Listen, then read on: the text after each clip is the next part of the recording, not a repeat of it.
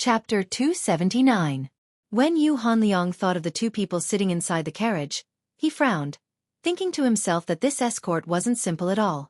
On the surface, they were escorting that priceless jade pendant to Song Zhou, which was the most common type of escort, but on the inside, they were more like human escorts. The two people in the carriage lived in seclusion.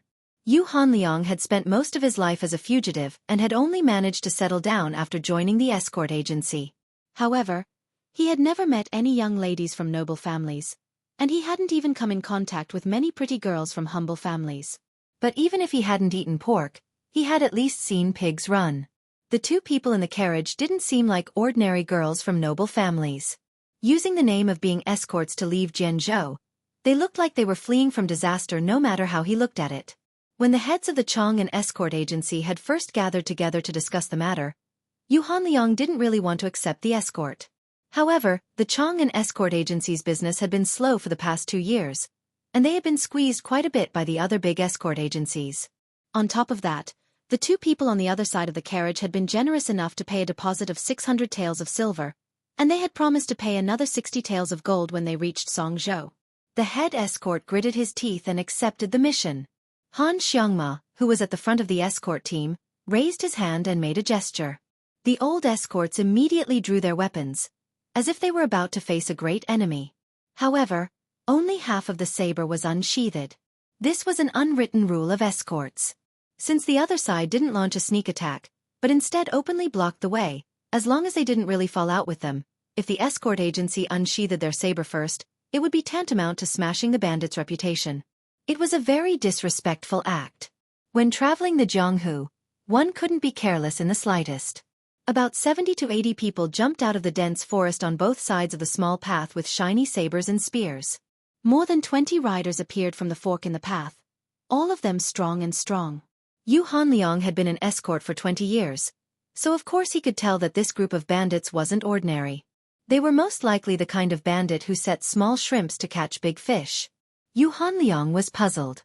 He had never heard of such a troublesome bandit king on this mountain. He had even been here last year and remembered that the bandits who occupied the mountain were Qin Yaozi's acquaintances. Qin Yaozi was an expert in the 3-emperor cannon fist and the 16-style whip kick. Yu Hanliang had no chance of winning in a one-on-one fight. However, the bandits under Qin Yaozi were not very useful. They were old, weak, and disabled. Thus, when he was escorting in the past, he had only paid a small amount of silver as a tribute to the emperor. Both sides were still able to live with each other. After a while, Yu Hanliang and Qin Yaozi had become half acquainted. According to the head escort, Shi Qingfeng, this time, he wanted to see if he could use this opportunity to rope Qin Yaozi in as a guest of the Chong and escort agency. However, he didn't expect that the Bandit King's banner would be so ferocious. There were 20 bandits on horseback. This wasn't something an ordinary bandit could have. Not only was a horse expensive, but there was no market for it. Raising a horse was even more difficult. Father Yu exhaled a long breath of turbid air. He tightened his grip on the saber at his waist and urged his horse forward. First, he had Han Xiangma, a newborn calf that wasn't afraid of tigers, roll back. Facing the group of bandits, he cupped his fists and shouted, "Jian Province's Chong and escort agencies Yu Hanliang would like to borrow the path for you heroes." The other party didn't move at all. Father Yu braced himself and took out 2 bags of silver fragments. He raised his voice and said, "Tai Sui offers 20 tales of filial piety." The 20 riders didn't move an inch on the small path. Han Xiangma, who was originally ordered by Father Yu to bring up the rear, was furious. 10 tales of filial piety was already considered quite generous for an escort agency. These bastards relied on their numbers and didn't want to give them face. He turned his horse around and was about to draw his saber. Father Yu, who was familiar with this kid's violent temperament, was afraid that he would mess up the important matter. He turned his head and scolded, "Xiangma, don't mess around." Han Xiangma had no choice but to sullenly withdraw his saber. Suddenly, he opened his eyes wide and shouted with reddened eyes, "Father, be careful!" A person jumped down from a tree on the side of the road. He was dressed in black and carried a saber as he rushed forward. Yu Hanliang had just felt a chill. He didn't even have time to draw his saber to block before the person drew his saber and slashed him and his horse into 2 halves. Everyone felt as if their liver and guts were about to burst. They only saw the semicircular flowing light on the saber's edge. This kind of cold and silent killing technique was truly terrifying. Blood dripped on the small path. The bodies of man and horse were cut into two halves. Han Xiangma, who had depended on Father Yu for more than 20 years, was extremely angry. He lost his reason. He clamped his legs on the horse's belly and pulled out his Qilin saber, urging his horse to gallop forward. The young saberman standing on the small path lightly twisted his wrist. The blood on his saber splashed onto the ground, forming a scarlet line of blood. He pointed the tip of his saber at Han Xiangma, who had borrowed the momentum of his horse to strengthen his saber. Instead of retreating, he advanced and madly galloped forward. The two sides brushed past each other in an instant. After Han Xiangma's saber fell, he realized to his surprise that he had not hit his enemy. The next moment, he fell off his horse and rolled on the road. It turned out that the 4 hooves of his horse had been cut off by the saberman. When he looked down at himself, his legs below the knees had long been separated from his body. It was only now that the saber was too sharp that Han Xiangma felt the piercing pain. Even someone as tough as him howled in pain. His 10 fingers subconsciously bent into hooks on the road and pierced into the mud. He did not even realize that his fingernails had been uprooted. Han Xiangma, who had dreamed of being in Jianghu for as long as he could remember, raised his head and saw Father Yu not far away. He slowly crawled over. At this moment, the young escort no longer had any thoughts of being free and unfettered in Jianghu and making a name for himself in the martial world. He only wanted to see his father one last time. The saberman who committed the murder did not even look at the nameless soldier Han Xiangma. Facing the hurried formation of the escort agency, he walked forward leisurely and easily deflected a few arrows that were shot at him. The saber's edge was as clear as snow and the momentum of his saber was majestic. The old soldiers of Guangling who had formed the formation at the front could not withstand it at all. The saberman with a stiff face only needed one clean stroke each time, cutting these old escorts of the Chang'an escort agency into a pool of blood as if he were cutting melons and vegetables. Except for Han Xiangma, who did not die on the spot, those who met him were all killed instantly without exception. In less than half an hour, the carriages were in a mess. The old escorts protected the carriages with their lives. The workers and handymen did not have the courage to flee in all directions. The saberman also did not chase after the carriages.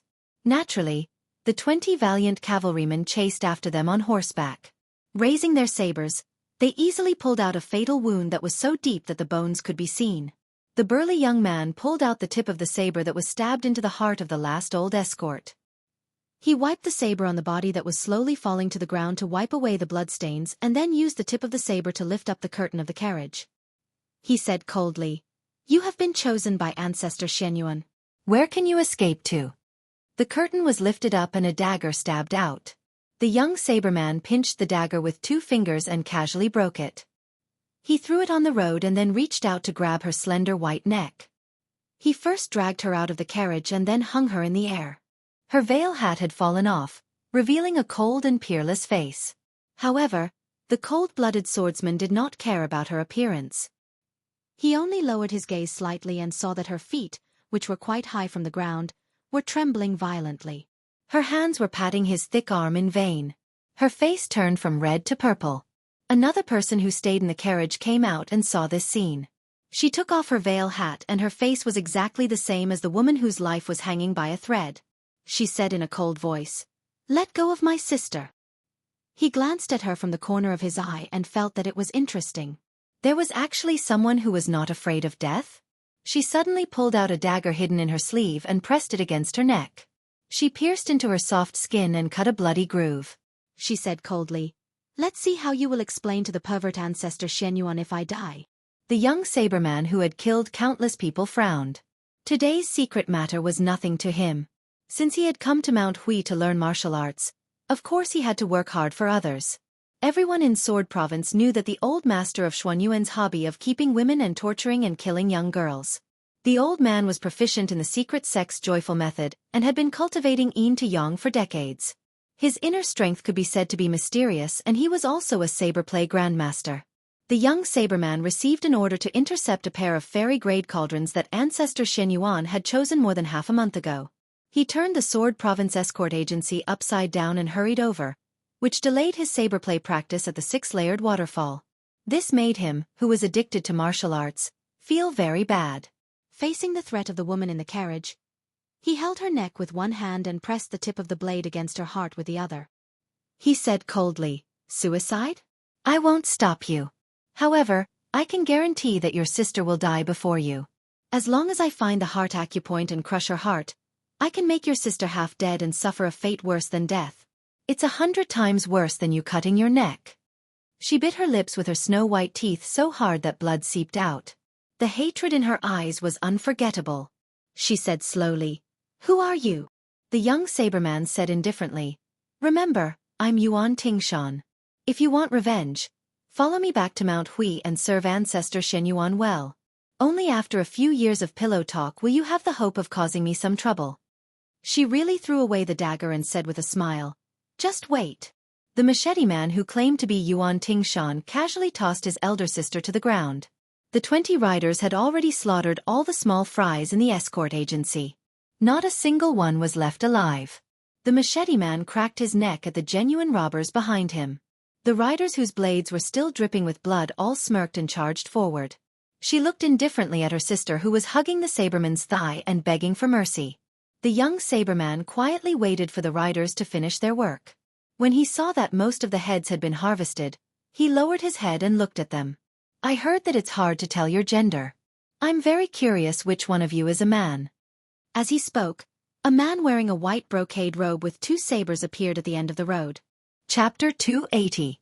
In terms of geography, Jiangdong's Big Bulbul Gang and Jiangxi's Dragon and Tiger Demon slaying platforms stood opposite each other. In terms of geography they were similar. Adhering to the principle that a close neighbor was better than a distant relative, they generally minded their own business. They were like 2 old women who treated each other with respect. Although the Shen Yuan family's ancestors' morals were questionable and he was despised by the scholars of Zhenghu, his martial virtues were not low. He had made friends with many heroes and warriors in the world. Some of the men who had been on the government's list and wanted to be killed could seek shelter from the Shen Yuan family, which was one of the few powerful families in the martial arts world. The government could only turn a blind eye to it. The Shen Yuan family's old master, who had controlled the family for half a century, was also willing to cultivate the younger generation who came to the mountain to study martial arts. After Yuan Tingshan took his revenge, he became a fugitive wanted by the government and was even on Zhao Gou's list. If it weren't for the Shen Yuan family's willingness to let him go to the mountain, he would have been captured by Zhao Gou at the foot of the mountain. To the cold-hearted Yuan Tingshan, this life-saving favor aside, if he wanted to have some achievements in saber art and break through the bottleneck, he had to be willing to do some shady business for the Shen Yuan family. When a steward of the Bulbul Gang found Yuan Tingshan at the foot of the 6-fold waterfall, this sabersman was using his back to withstand the water column falling from the cliff of 1,000 feet to temper his muscles and bones. Among the 6-fold waterfall of Mount Hui, this one fell the most rapidly and was known as the Dragon Spitting Water. In the past 30 years, no young generation of the Shen Yuan family had trained their physique to such an extreme degree. As soon as Yuan Tingshan heard the gist of the situation, he led 20 light cavalry down the mountain to intercept 2 young playthings who were trying to escape from a small house. He really did not have the energy to do so, but since he was living under someone else's roof, he had no choice but to help them eliminate the disaster. As long as Yuan Tingshan agreed to do it, he would do his best. After finding out the route of the escort agency, he first chopped off the legs of Qin Yaozi, who was good at beating and kicking, and then gathered a group of useless bandits. It was not that he wanted to borrow their strength, but he wanted to create a smoke screen for the government that the bandits and the escort agency had perished together. It was said that the pair of beauties were very famous in Zhenzhou. When they were only 12 or 13 years old, their beauty had already spread far and wide. Ancestor Shen Yuan had taken a liking to them and regarded them as his exclusive playthings. He had already half-publicized it in River East. He was just waiting for the right time to invite them up the mountain to enjoy themselves. He never thought that the pair of beauties, who were praised as one of them is already beautiful enough to topple a city, while the other is even more beautiful enough to topple a country, would actually run away. Yuan Tingshan, who was slow to realize many things, glanced at the 2 people who had almost the same face and body, then pointed at the one standing on the coach with the tip of his blade, laughed out loud and said, "Your skin is even better than a woman's. No wonder Patriarch Shen Yuan cares more about you. I wonder how many days you can be played with by my sister with your soft and tender skin. Remember, my name is Yuan Tingshan. Before I master my blade skills, don't die. Otherwise, it won't be fun anymore. Yuan Tingshan had already seen the famous uninvited guest sitting high on the horse, looking at him from afar. The corner of Yuan Tingshan's mouth curled up, and a murderous intent surged. He was born poor, and after he started practicing martial arts, he never hid his hatred for the rich and powerful. When he first entered Zhenzhou, he slaughtered a whole boat of rich and powerful people on the river. Yuan Tingshan made a beheading gesture to the valiant light horse that Shen Yuan had painstakingly trained. He gently tapped his shoulder with the back of his blade and walked towards the black bodyguard who was still crawling on the ground. He did not forget to turn his head and say with a smile, "I kindly remind you. I heard on Mount Hui that ancestor Shen Yuan has strange hobbies. When the time comes, when the old man asks you to have sex with your sister, what will you do?" The sister with the shocking purple mark on her neck was paralyzed on the ground. When she heard Yuan Tingshan's words, her delicate body trembled and her face turned pale. The blood at the corner of the bodyguard's mouth became thicker. Yuan Tingshan made a suggestive gesture of straightening his back and laughed as he walked towards the young bodyguard who was struggling at death's door, leaving behind the androgynous pair of brother and sister. The sister who was sitting on the ground raised her head in fear and looked at her brother who had been very opinionated since he was young. The latter just happened to be looking at her coldly from above. She shivered to the bone. Yuan Tingshan did not care about being hated by the siblings at all. With their looks, if they could really curry favor with ancestor Shen Yuan, it would not be difficult for them to be favored at Bulgang for a few years. However, by that time, Shen Yuan Qingfeng would already be his woman. A pair of weak pets who could not even control their fates could not cause any trouble.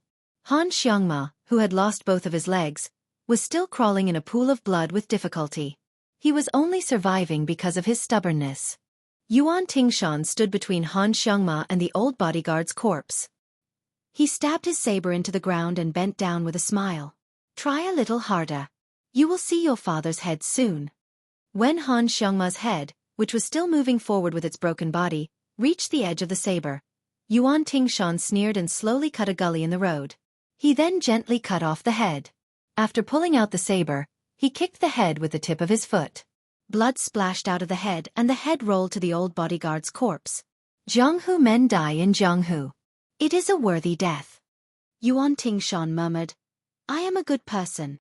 This scene made the siblings feel nauseous, especially the sister who was so terrified that she fainted on the spot. The man who was standing straight on the carriage called out to Murong Wuzhu, but there was no response. He expressionlessly lifted his sleeve to wipe off the blood.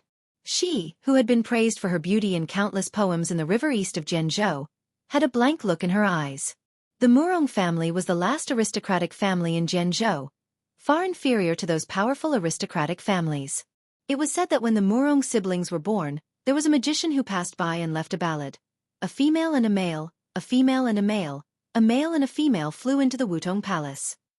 Everyone knew that the Wutong Palace was the palace of Great Peace City. As the Murong siblings gradually grew up, the scholars of Zhenzhou praised them. The elder sister was a rare beauty, and the younger brother was as beautiful as a lotus. It was said that since he was born, the lotus pond in the mansion had never bloomed. Every year, the pond filled with green lotuses only grew to buds. Therefore, Murong Tonghuang was also known as the Lotus Man. In addition to the ballad that had been sung for many years, the Murong family had great expectations for this pair of siblings. There was once a clan member who was blinded by lust and tried to molest the siblings when they were only 10 years old. However, no one knew why he didn't succeed in the end. He was even blinded in one eye and was expelled from the family. Unfortunately, when the siblings were 13 years old, they went to Longhu to burn incense. At the foot of Mount Hui, ancestor Shen Yuan saw them and regarded them as his exclusive property. The Murong family was powerless in the face of such a huge figure in Zhenzhou. It was unknown whether it was because they were cornered that they endured until the end of the 3-year deadline and ran away from home. Ancestor Shen Yuan didn't make things difficult for the Murong family, but the Chang'an escort agency, who was kept in the dark, suffered. At the end of the road, His Royal Highness, who had heard the news from the blue-white Luan in the sky and had only rushed over to join in the fun, widened his eyes. Seeing the 20 riders charging towards him, he didn't understand for a moment. Could it be the armored soldiers of Hezhou? But it didn't seem like it. If they were really going to fight, wouldn't 20 riders be too shabby? Didn't they know that there were 100 Phoenix Battalion soldiers following behind him? Because of the blue-white Luan's warning, he didn't allow the 100 light riders to pull away. His Royal Highness was already in a bad mood as he approached Mount Longhu. Especially after seeing the Machateman's cruel actions of cutting off heads and kicking heads, he became even angrier. He raised his hand, and with great halberd Ningamay in the lead, the 100 light riders split into 2 columns and stomped on the ground, creating an ear-piercing rumble. Chapter 281. The 20 riders were not stupid. After being stunned, they immediately turned around and ran away. Motherfasterisk they were not blind. Who could not see that the cavalry that appeared out of nowhere not only had a standard saber, but they also had a crossbow on their back. Bows and arrows were still fine as the imperial court did not forbid private possession of them. However, crossbows were definitely not something that could be used by the military. Once found in private possession, the light punishment would be banishment to the army and banishment of 3,000 li. The heavy punishment would be the crime of treason and the head would be chopped off. What was worse was that within the He province, Jian province, and Hu province, only the Goshawk camp and Falcon camp under the Duke of Guangling had the qualifications to possess military crossbows. The Shenyuan family could look down on those counties, but they did not dare to clamor against the elites of the vassal kings. Even the arrogant and domineering Yuan Tingshan could not help but frown. Duke of Guangling's men? That loathsome young master was the son of a general? If it was still the days when he was alone, he would have already pulled out his saber and rushed over. Although he had to run for his life, he had to cut that young master down from his horse no matter what. Yuan Tingshan waved his hand and signaled for the 20 riders to go to the carriage where the siblings were. He stood alone and stared at the dandy who was sandwiched between the 2 groups of riders. Meeting on a narrow path. The dandy held both sabers and slapped the horse with the scabbard. When he was 50 steps away from Yuan Tingshan, he asked coldly, "You are from the side of Duke of Guangling, Zhao Yi?" Duke of Guangling, Zhao Yi. Among the 6 vassal kings of the imperial family, his authority was second only to the Duke of Yen. He was very interesting. He killed people like flies, squandered money like it was dirt, and was especially lustful. After the Great War of the Spring and Autumn period ended, this vassal king had the most empresses, princesses, and concubines of a fallen country. As the saying goes, 1 dragon gives birth to 9 sons. The king of Jing and Zhao Hang, and the other imperial brothers were all considered handsome men of the present age. Zhao Yi, on the other hand, was ugly. His body was bloated and dark. Together with the Bailiang, Chu Lushan, they were known as the North and South Fatties. Both of them were infamous jackals and wolves. Although the king of Guangling had a bad character, he was ambitious in leading his troops. Compared to the king of Yen Qi, the head of the vassal state of the dynasty, he only lacked in numbers. The skills of individual soldiers were not inferior. Zhao Yi's territory was the homeland of West Chu, the former most powerful country of the Spring and Autumn period. To be able to suppress the Chu people and kill countless scholars in 20 years, one could see the iron fist of this vassal state. This time, it was Yuan Tingshan's turn to be puzzled. But soon after, this undisciplined swordsman began to sneer, appearing very sinister. Su Fengnian asked, "Are they suppressing bandits?" Yuan Tingshan smiled and asked in return, "Then are you a bandit?" Su Fengnian was amused by this cruel swordsman. He smiled sinisterly and said, "So what if I am, and so what if I am not? You will know soon." Yuan Tingshan ignored the 20 crossbows of the light cavalry at the front. His body exploded, dragging his saber as he ran. 20 arrows shot out. Yuan Tingshan twisted and turned like a nimble ape. Within 50 steps, he could clearly see the face of that arrogant young master. What a pretty boy! Only by cutting off the head of this kind of rich family would he be able to vent his anger. But for the sake of his future, he would endure it for a while. He would let you keep your head for a while. When his saber skills surpass old ancestor Xuanyuan's, with Mount Huishan in his hands, Shenyuan Qingfeng would become his crotch. But it was true that he would let you live temporarily, but it did not mean that he would let you continue to sit on the back of a horse and order people around. But Yuan Tingshan dodged a wave of arrows. Just as he leaped into the air, wanting to injure the son of a general, a black horse charged out from the side. The general held a large halberd and stabbed it straight at Yuan Tingshan's chest. If he was stabbed, there was a 100% chance that his heart would be pierced. Yuan Tingshan's body fell from the sky. When he landed, he exploded again. The famed saber in his hand just happened to slash at the horse's head. The heavy halberd swung in the air. It just so happened that it met the saber head-on. Yuan Tingshan narrowed his eyes. The saber in his hand no longer retreated. It chopped at the body of the halberd. The halberd swung backward. Yuan Tingshan seemed to have used all his strength and was forced to retreat. But his feet slid on the ground. With one hand on the ground, he raised some dust under his feet. His body rushed forward again. His speed was almost twice as fast as before. It was clear that he saw the enemy as weak first. Once he sensed the enemy's strength, he would suddenly kill him. Ning-Amei, who was wearing heavy armor, roared angrily. The hard halberd in his hand faintly shook out layers of subtle arcs, making a buzzing sound. Yuan Tingshan was fast, but his halberd was not slow either. The tip of the halberd hooked at the waist of the young saber master. Once it hooked, the assassin would be cut in half. Yuan Tingshan laughed and made a sound of surprise. His free left hand suddenly pressed on the back of the saber, making contact with the halberd again. This time he did not use brute force. Instead, he used the strength of his palm to drive the saber in his right hand. With the halberd as the center, Yuan Tingshan nimbly drew a semicircle in the air. Once again, he closed in on the unmoving and ignorant young master on the horse. Yuan Tingshan was a ruthless man who had slaughtered his way through the streets and alleys of the marketplace. He dared to risk his life, but at the same time, he cherished his life. Not only was he good at pestering others, but he also knew how to take advantage of the situation. He roughly knew the strength of the halberd-wielding general. After bypassing the halberd, Yuan Tingshan did not take advantage of the situation to directly strike with his saber. In this way, he would leave his entire back to the heavily armored general. His father's life was more precious than the heavenly emperor's, so it was not worth it to exchange a life for a life. Therefore, not only did he not immediately strike with his saber, he instead bent his waist to the side of the horse's abdomen. Unexpectedly, the halberd did not follow him, but before the halberd arrived, a scarlet iron spear pierced towards him from a tricky angle. If Yuan Tingshan did not pull back, his temple would have been pierced by the tip of the spear, but he did not regret it. Twisting his body, this time his left hand was placed on the saber's body.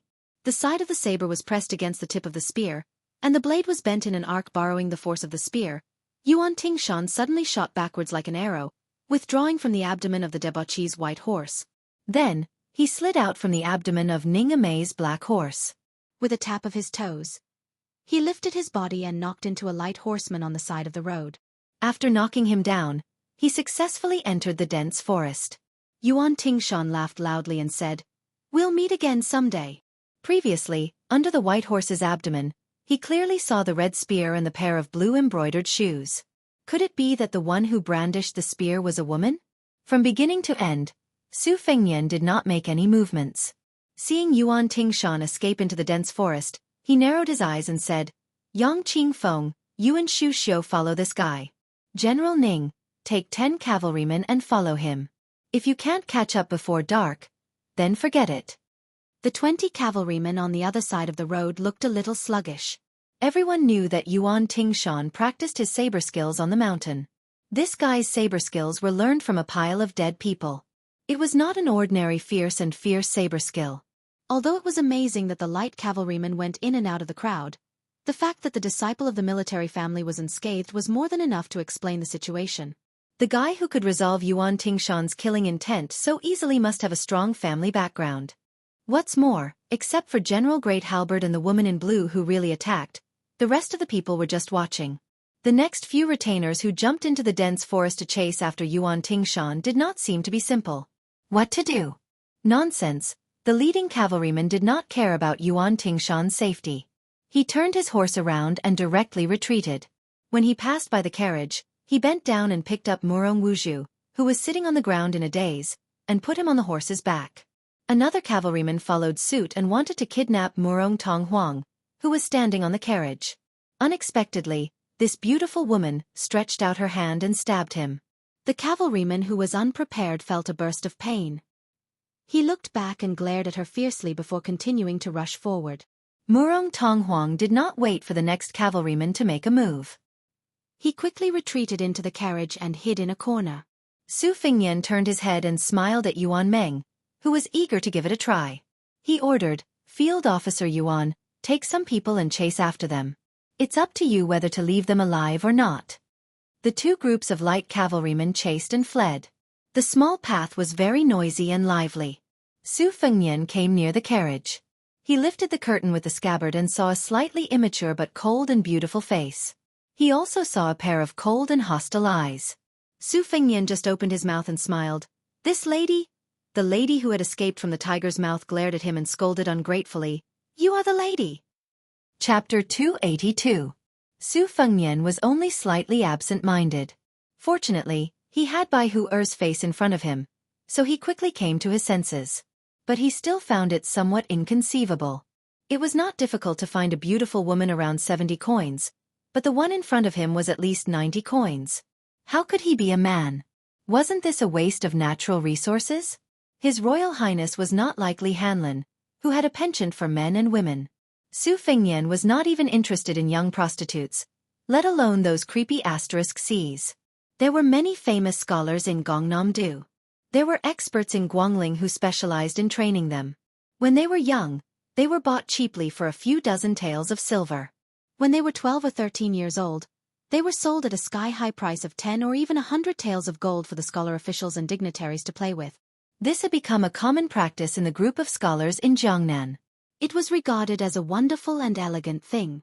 The scholars were tired of competing with poems, songs, and gold, stone, and jade. It was not easy to usher in the golden age of peace, so they began to compete with the singers and beautiful maids at home. Su Fengnian carefully looked at this girl. Sure enough, her chest was flat and did not look like a woman. Murong Tonghuang was obviously accustomed to Su Fengnian's gaze. The corner of his mouth was cold. Was he trying to drive the wolf away by accident? The world was as black as all crows, and the one in front of him was not a good thing either. Su Fengnian had been in the flower bush for a long time, so he knew how to grasp people's hearts.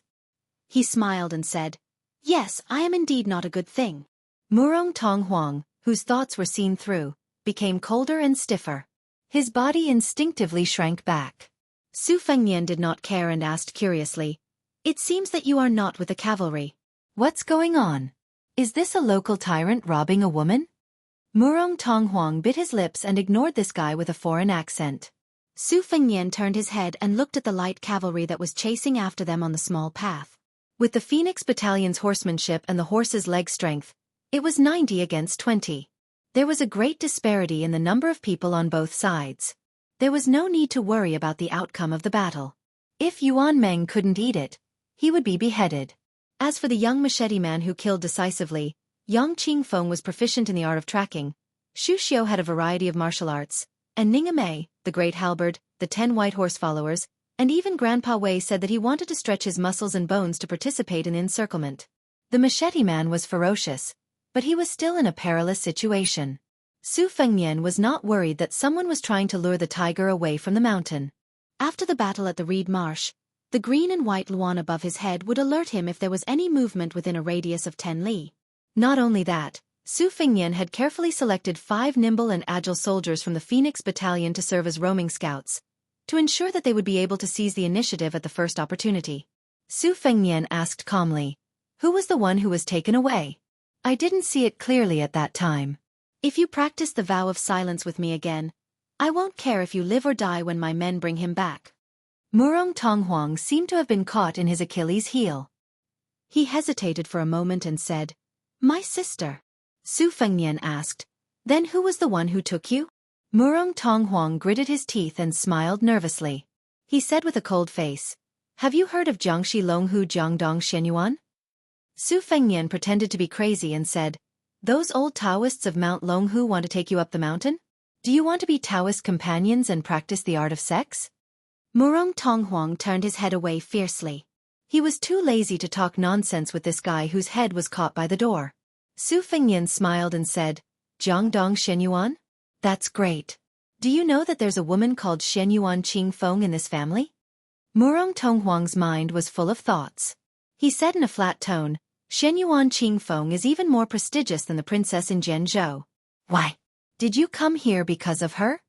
Su Fengnian, who had been lifting the curtain with the scabbard, laughed out loud and said, Because of her?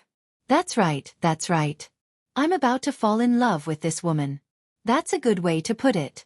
That guy Wenhua must be rolling on the ground when he hears it. You know, when he was chased and beaten by this woman, he even flirted with her because she didn't shave her armpit hair clean. Murong Tonghuang stared at this guy in a daze.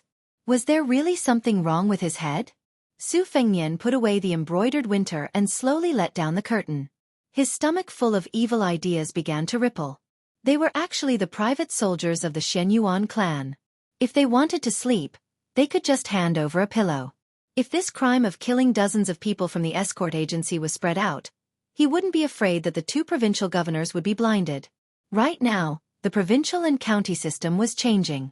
The 30 or so provincial governors originally in the imperial court were all sharpening their heads, wanting to reach a higher level of enlightenment. During this period of time, it was estimated that the threshold of Grand Secretary Zhang's mansion had been trampled to pieces. There were at least 8 or 9 baskets of name tattoos that had been handed over. This was because regardless of whether it was the administrator or the Jidushi, they could both be said to be real officials of the border. Just in terms of the territory under their jurisdiction, they were practically no different from the monarchs of a country during the spring and autumn period. Although the provincial governors of Huzhou and Jidushi were suppressed by the vassal king Zhao Yi and had no hope of becoming the Jidushi, they could still fight for the administrator's throne. At this critical juncture, Su Fengnian had poked the hornet's nest. He didn't believe that the two provincial governors wouldn't admit defeat. Su Zhao's strength lay in that he couldn't make these two important ministers become the administrator, but he definitely had the ability to make them lose their positions. When Su Fengnian saw Blue Bird holding the Xana spear, he felt that something was off. He helplessly asked, "Are you tired?" Blue Bird shook her head very seriously. The 90 Phoenix Battalion Light Cavalry swiftly pursued and attacked. The horses' hooves shook the ground, and the crossbows shot out violently. As soon as someone fell off the horse, they would stoop down and stab him, or the crossbowman in the back would accurately shoot another arrow, nailing him to the ground.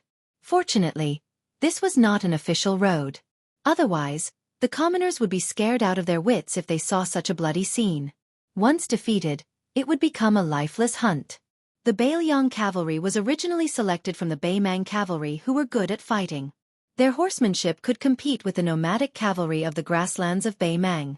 Although the Bailiang army could not be said to have swept across the desert in recent years, the border cities and towns of the two countries were crisscrossed with each other. Every year, there would be small and medium-sized fierce battles. This was especially so under the purposeful arrangement of the Great Pillar State Su Shao and the tacit cooperation of the Baimang side. The scouts from both sides were habitually grouped into a group of 100 to 120 people to fight in pairs. Once they came into contact with each other, it would be a cruel battle of hunting and counter-hunting. The excellent horsemanship of the Bailiang cavalry was forcefully honed in this way. The soldiers of the Yan Imperial and Guangling vassals were also considered ferocious soldiers in the past. Why was it that in the past decade or so, they were unable to compete with the Bailiang army and fight for the title of the world's greatest hero? It was because the Bailiang had the Baimang as a whetstone. The whetstone had the blood of both sides flowing on it. Before it dried, fresh blood would splash on it. The 20 riders were not able to withstand the slaughter. Soon, only the rider with the woman on his horse was left. Yuan Meng and the rider advanced side by side. The Bailiang knife in his hand was not in a hurry to be unsheathed. He grinned and said, "Brother, if you turn around and obediently go to our family's young master and offer this beauty to him, we will spare your life. If you continue to run, you will become a hedgehog." The rider from the Shenyuan family did not dare to believe it. He wished that his mount had 4 more legs and ran wildly, lashing the horsewhip to death. Yuan Meng laughed coldly and said, "Are you in a hurry to be reincarnated?" Chapter 283. With a flash of the blade, the head of the knight flew up. The headless corpse swayed and finally fell on the road. Yuan Meng leaped from the back of the horse and jumped onto the horse that had no one to drive it. He pulled the reins and the horse finally stopped. Yuan Meng laughed loudly and said, "Let's go back." Passing by the corpses of the enemy cavalry that were scattered on the road, Yuan Meng said viciously, "Give me another arrow. Remember to shoot the head. If any bastard dares to miss, get off the horse and pick up the arrow." The fearsome light cavalry roared with laughter. It turned out that one of them was trying to show off his skills on the white horse and tried to shoot the eyeball of a corpse. In the end, the eyeball brushed past his face and fell on the ground. Yuan Meng turned his head and scolded with a smile. Wang Donglin, get off the horse and pick up the arrows one by one. If there is one arrow missing, I will make your ass bleed. The valiant light cavalry soldier called Wang Donglin scolded and got off the horse. He used his Bailiang saber to chop the corpse that caused him to lose face into a pile of mud. Then, he obediently went to the corpses one by one to pull out the arrows. He didn't forget to shout at the top of his lungs, "If anyone dares to talk to His Royal Highness about this, I will not let him off." Yuan Meng's laughter came from afar. Young chick that hasn't even grown hair yet. How dare you talk about me? His Royal Highness said that when we reach Zhenzhou, he will find 2 courtesans for each of us. Wang Donglin, who was pulling out the arrows from the corpses, wiped the saliva from the corner of his mouth. As a result, his face was covered in blood. Su Fengnian had nothing to do, so he personally drove the carriage that Murong Tonghuang was in. The 3 carriages slowly moved forward. The 3 coachmen were His Royal Highness, Spear Immortal Wang Xiu's daughter, and the old god of swords Li Chungang. This group of horses was really terrifying. After meeting up with Yuan Meng, this general tried his best to gently hand Murong Wuzhu over to His Highness the Crown Prince. He scratched his head and grinned.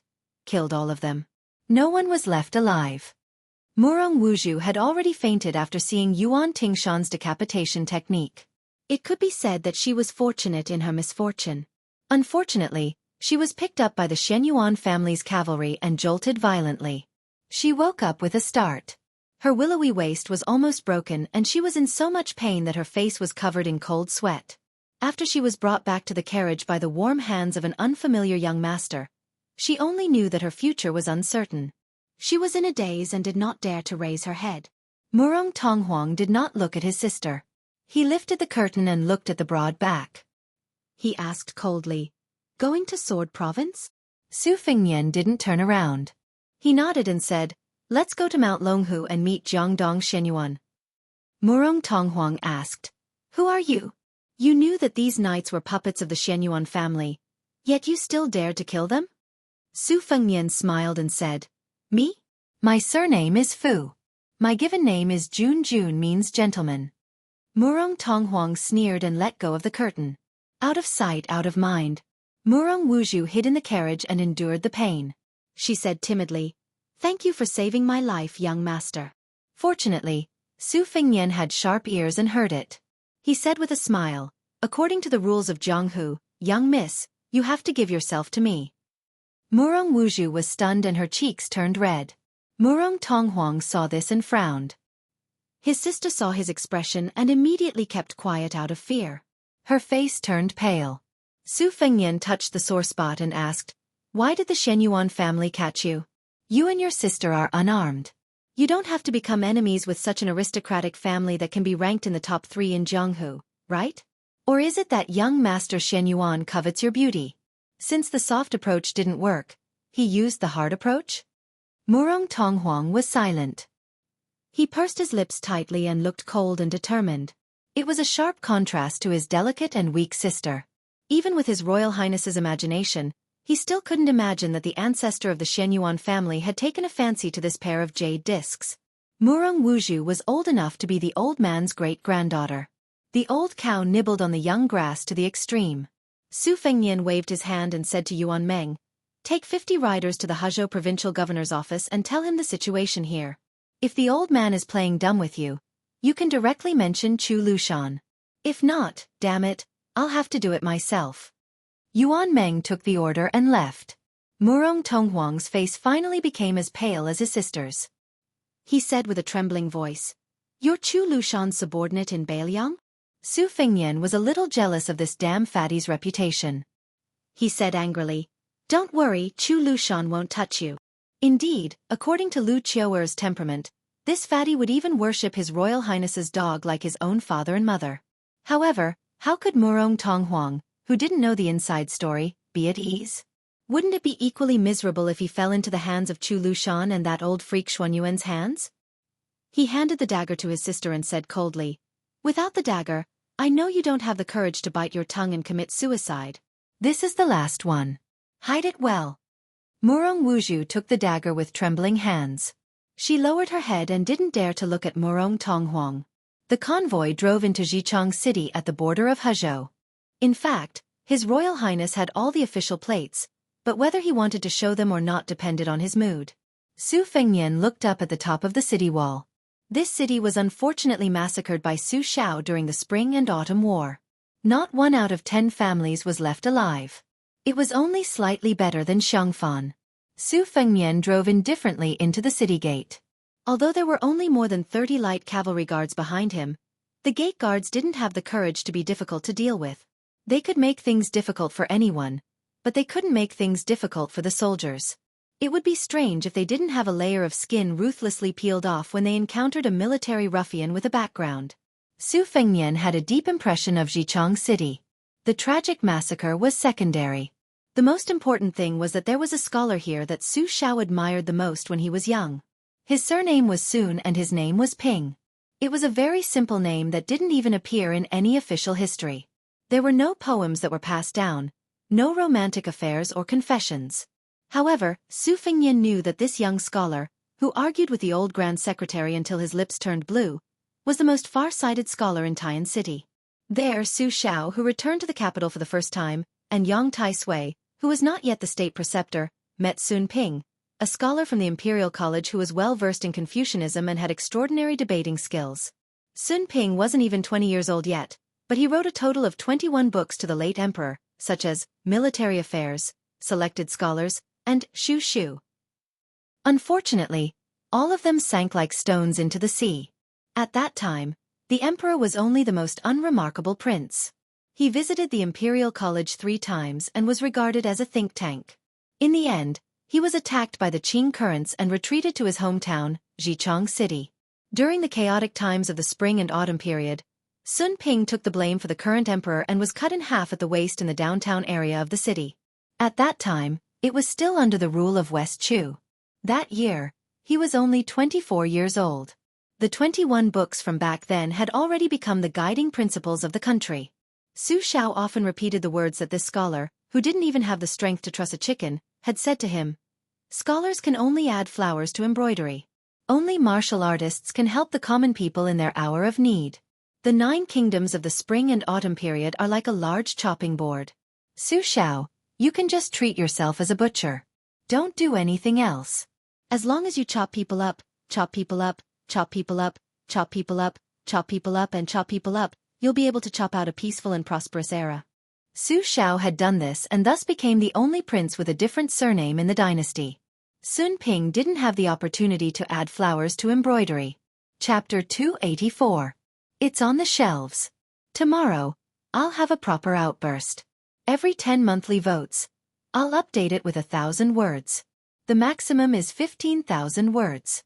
P.S. You're also casually smashing the recommendation tickets? After Su Fengnian entered the city, he chose a large inn. According to the dynasty's military regulations, the light cavalry behind him had to go to the government office to submit a military document. Then, Jichang City would arrange for a military camp to be stationed there. How could His Royal Highness take this seriously? When they alighted from the carriage, Murong Wuzhu and Murong Tonghuang had already put on thick curtained hats to cover their faces.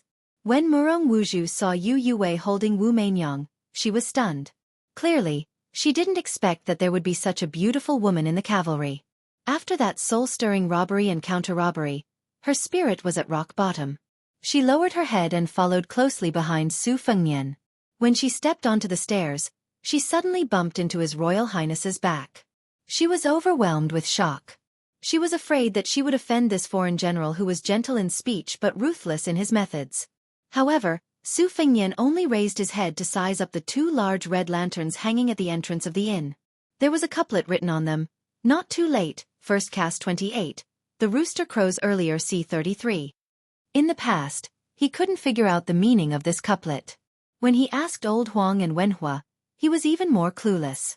He beckoned Yu Yuwei over and asked her. Only then did he know that it was a missing character couplet. The Taoist had a saying that there were 28 constellations and 33 heavens. It was very humorous to use this couplet on lodging.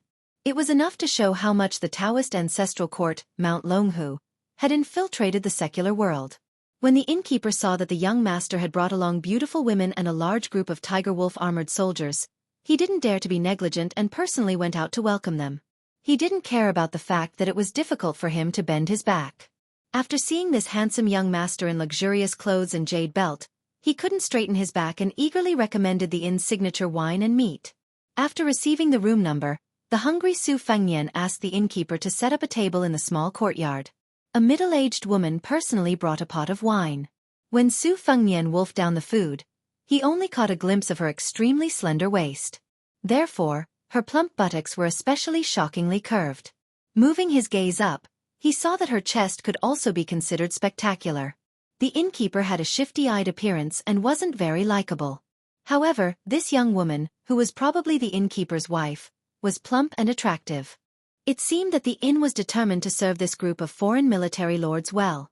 When the young woman saw that the guests at the table had brought their own bowls and chopsticks, silver chopsticks inlaid with jade, emerald wine cups, and a servant girl in green clothes to test for poison, she was even more alarmed. Su Fengnian nibbled on a piece of pastry and raised his head to ask with a smile, "This pastry is not bad. What is it called?" The young woman carefully placed the pot of wine on the table and bent her waist to curtsy. Her plump chest bounced up and down as she spoke with a unique charming voice. Reporting to the young master, "This is my inn's specialty lamp core cake." When Su Fengnian heard that pleasant accent, he exclaimed in surprise, "Madam is from Wuzhou. This accent is authentic Wu Honghu dialect. It's very pleasant to the ears.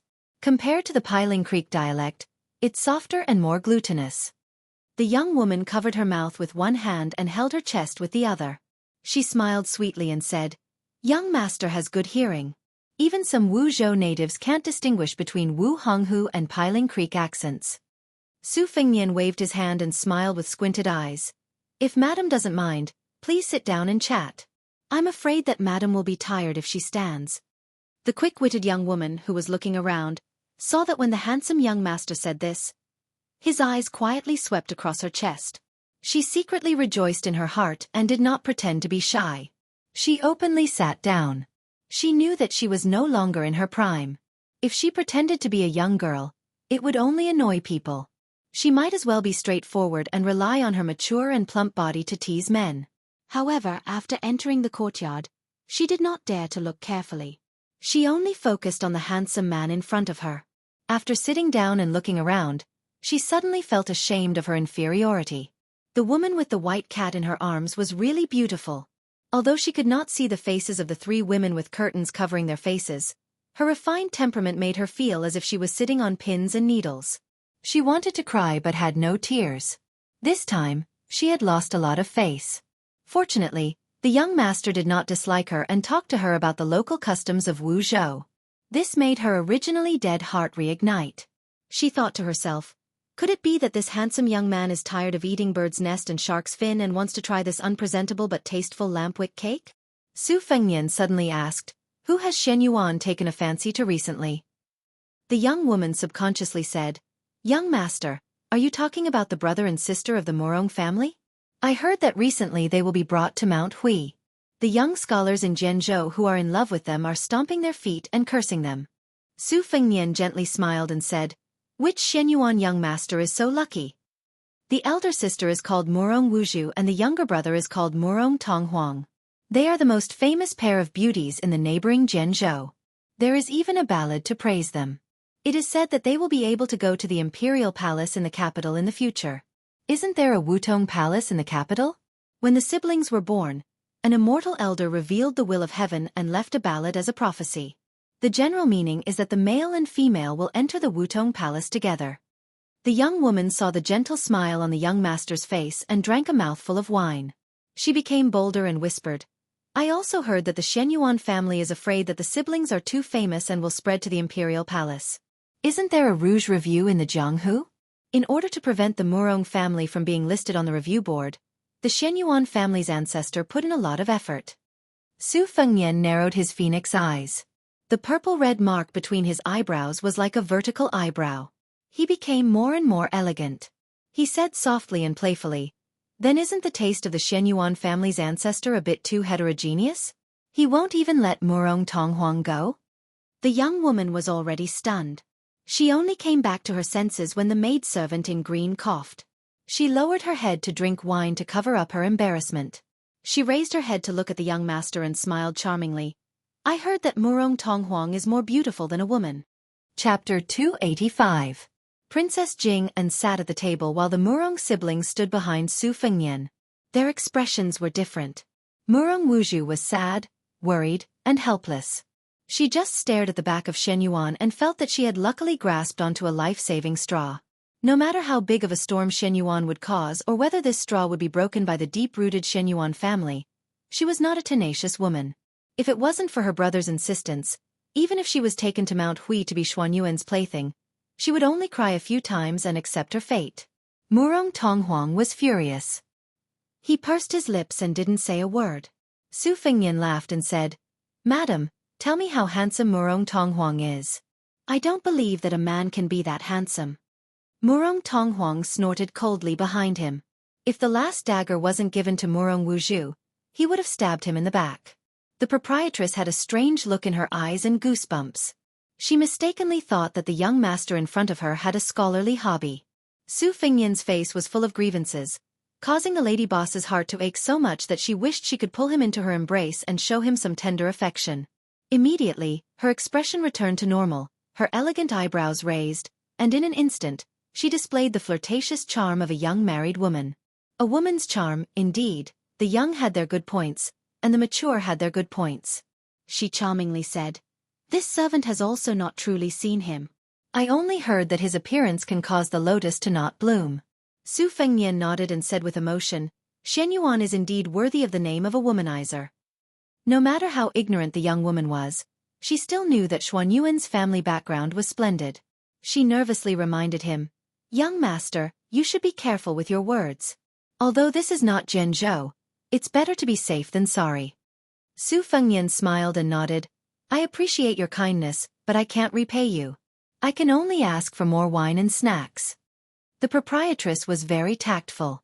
She enchantingly stood up and curtsied again. Her chest immediately trembled as she turned and walked out of the courtyard. Su Fengnian waited until she left the courtyard before he let the three beauties take off their restraints and sit down to eat. When the Murong siblings saw Princess Jing'an's appearance, they were stunned. Obviously, they didn't expect that there was such a cool beauty in this world. Murong Wuzhu's eyes dimmed. Murong Tonghuang quietly sighed in relief. His hostility towards the unfathomable general's son dissipated a little. Su Fengnian looked at the three people eating slowly. He asked Blue Bird to fetch a Bailiang short crossbow from the Phoenix Battalion. In the world's military, custom-made was a very sensitive key. From the Bailiang army to the small bows, crossbows and sabers, all of the regulations were clear and organized. Not to mention the Bailiang sabers, the crossbow in His Royal Highness' hands was also very particular. The crossbow was a crossbow with a horizontal posture. It was different from the bow, which could be shot immediately. The advantage of a crossbow was that the string could be drawn and the shot could be separated. The Bailiang crossbow had the ability to shoot continuously. This crossbow could shoot 4 pearls consecutively. Su Fengnian lowered his head. His fingers stroked the short crossbow's hanging blade and the hook with a concentrated expression. Murong Tonghuang asked seemingly unintentionally, Crossbow. Su Fengnian did not pay him any attention. He just remembered the Bailiang army's famous flowing crossbows. The crossbowmen rode their horses and roamed the battlefield, shuttling back and forth, sniping the enemy's generals and taking their lives from a distance of 100 paces. They were one of the Bailiang's renowned elite troops. It was not easy to become a flowing crossbowman. One's horsemanship and archery had to be outstanding. They were ranked first among the 6 classes of soldiers in Bailiang. There were more than 1,200 of them in total. Among them, 600 were organized into the Big Hut Battalion, and the rest were mostly scouts and roaming sentries. There was an unwritten rule in Bailiang.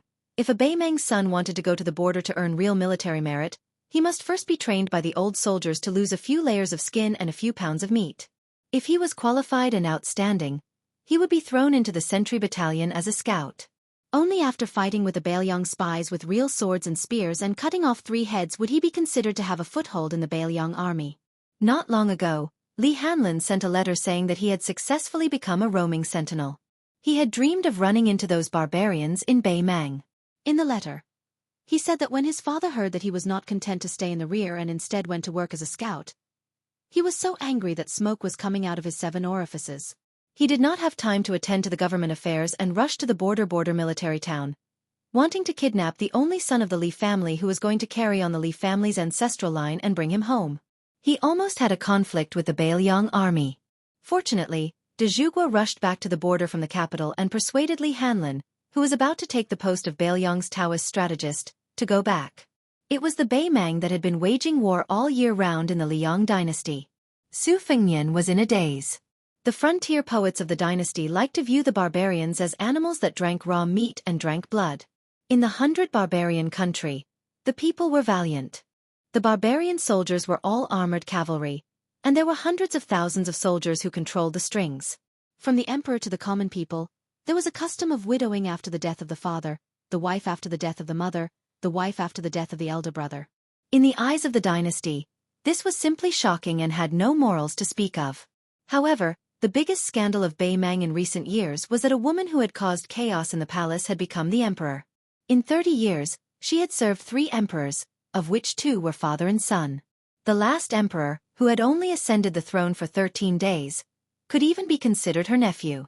This was something that was absolutely unimaginable in the Liang dynasty.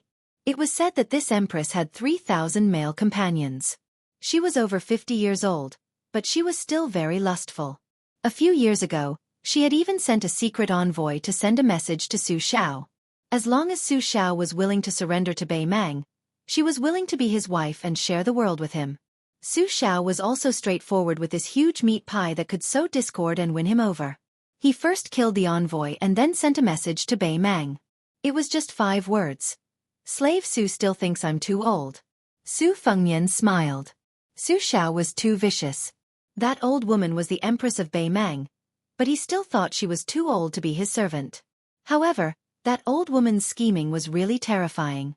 She was not angry at this monstrous humiliation. She just laughed it off. Su Fengnian put down his crossbow and looked up to see the unhappy Murong Tonghuang. He frowned and said, "Don't put on airs in front of me. Even a stray cat or dog on the roadside knows how to wag its tail." Murong Tonghuang's eyes were cold as he stared at Su Fengnian. Su Fengnian stretched out his hand and flicked the embroidered winter scabbard. The embroidered winter rose up and with a bang, the most famous beautiful youth in Jianzhou staggered back and fell to the ground. Su Fengnian sneered and said, "I'm not that pervert Shen Yuan Pan. I'm not interested in you. So what if you look like a woman? Can you give birth to a son for me? A mule born from a donkey and a mare. Do you know that? You're one." Murong Wuzhu was stunned by Su Fengnian's vicious words.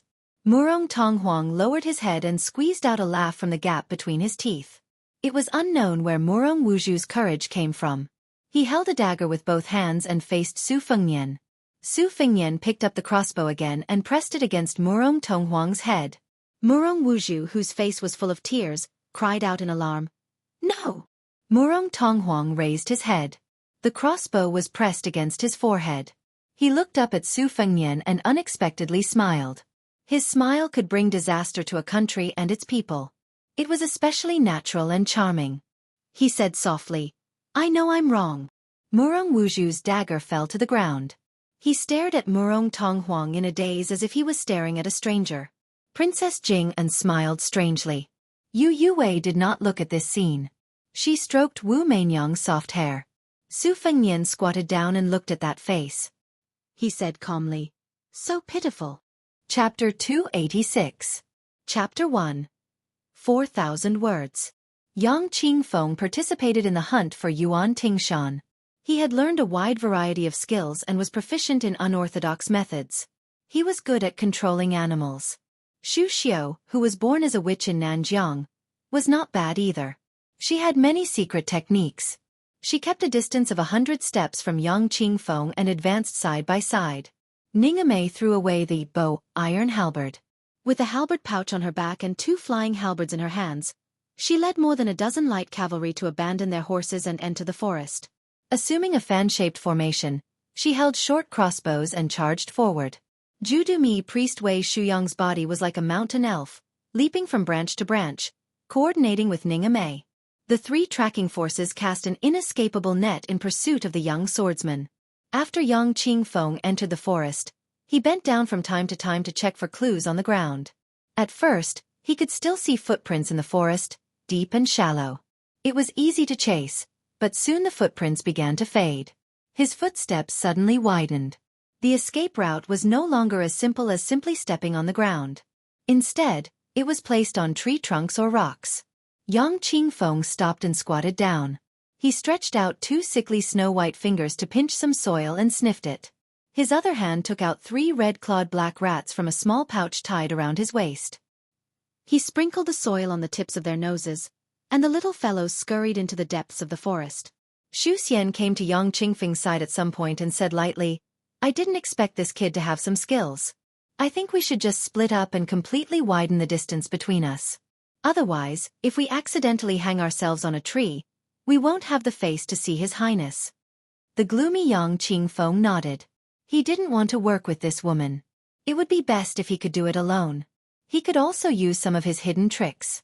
Xu Xiao didn't dare to neglect His Royal Highness's important task. She waved her sleeves and changed direction. Like a goshawk, she soared into the sky. She stepped on the branches like a dragonfly skimming the surface of the water. After several bounces, she stood at the top of the tree.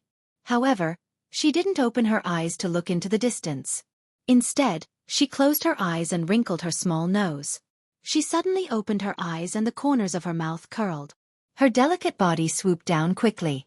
She changed direction in the forest and chased after a breath. The swordsman was very cunning. He had already carefully and deliberately concealed his footprints. However, Xu Xiao was still able to follow him by relying on the breath that was against the wind. She muttered seductively, "Little guy is really naughty. Sister is so tired that I'm sweating all over. If I catch you, I'll skin you alive and pull out your tendons." In less than an hour, Xu Xiao successfully saw the swordsman's back twice. One time, the swordsman didn't run away. Instead, he ambushed Xu Xiao. His whole robust body was like a gecko sticking to the trunk of a tree.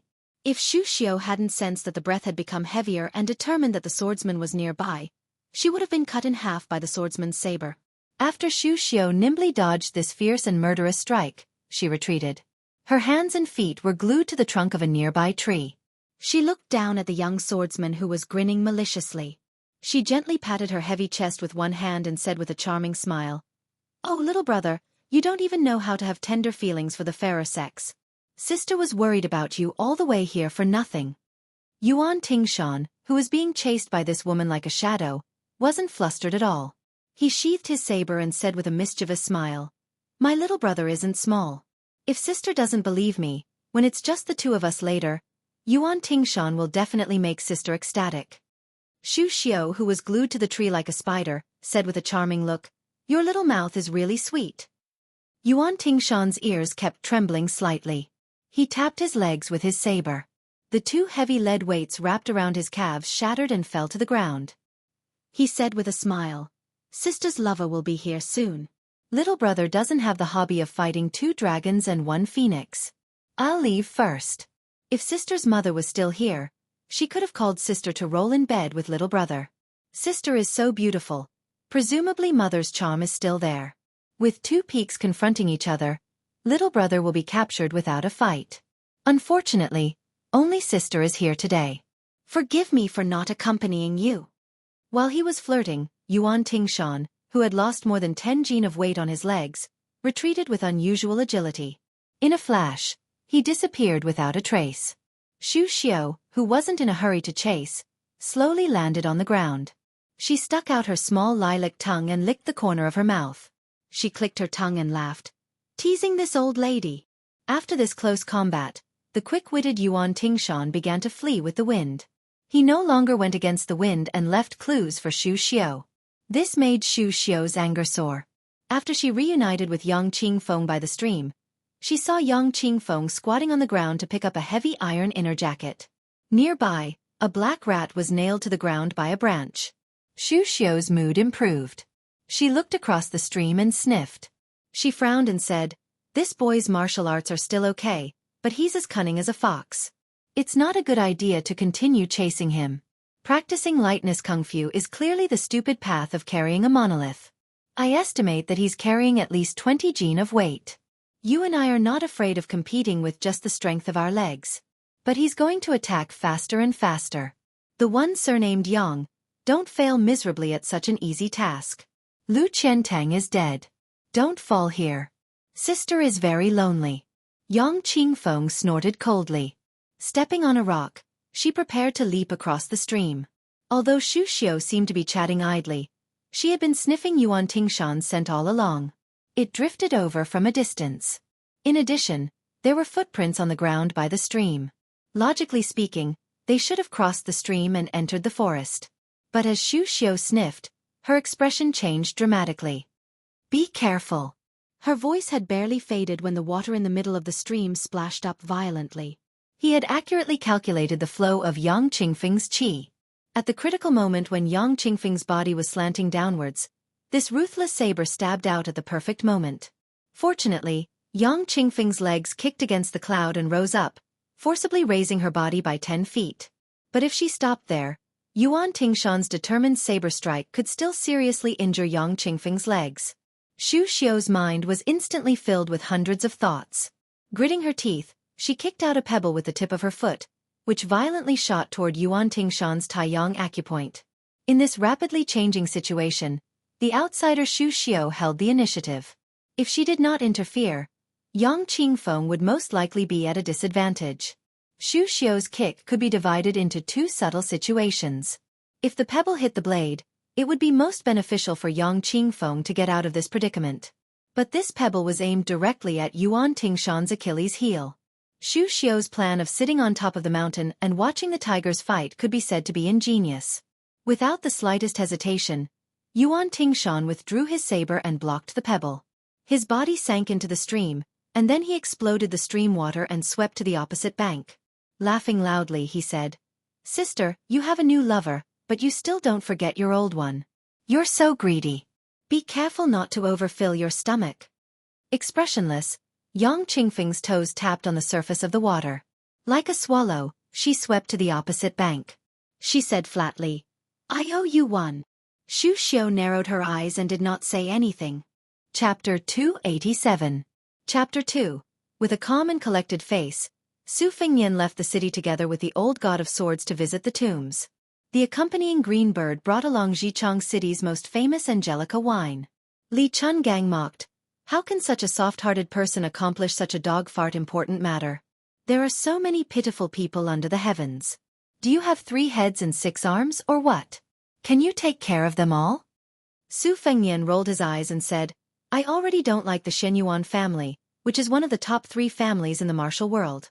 Now that I finally have something to use against them, if I don't go to the bull gang and cause a ruckus, I'll be sorry for being chased out by Shenyuan Qingfeng. Doesn't the Shenyuan family see siblings as food on the plate? Heh, I'll make the meat in my mouth fall into my own plate. If he's not convinced, he can make a move. When the time comes, it's no big deal for the old senior to open the gates of heaven again." The old god of swords glanced at him and said, "Can you stop scheming against this old man all the time? Now that you don't have Zhang and I to support you, if you really annoy this old man, he'll open the gates of heaven with his sword." Su Fengnian changed the topic and asked, "What kind of person is that old Shenyuan guy?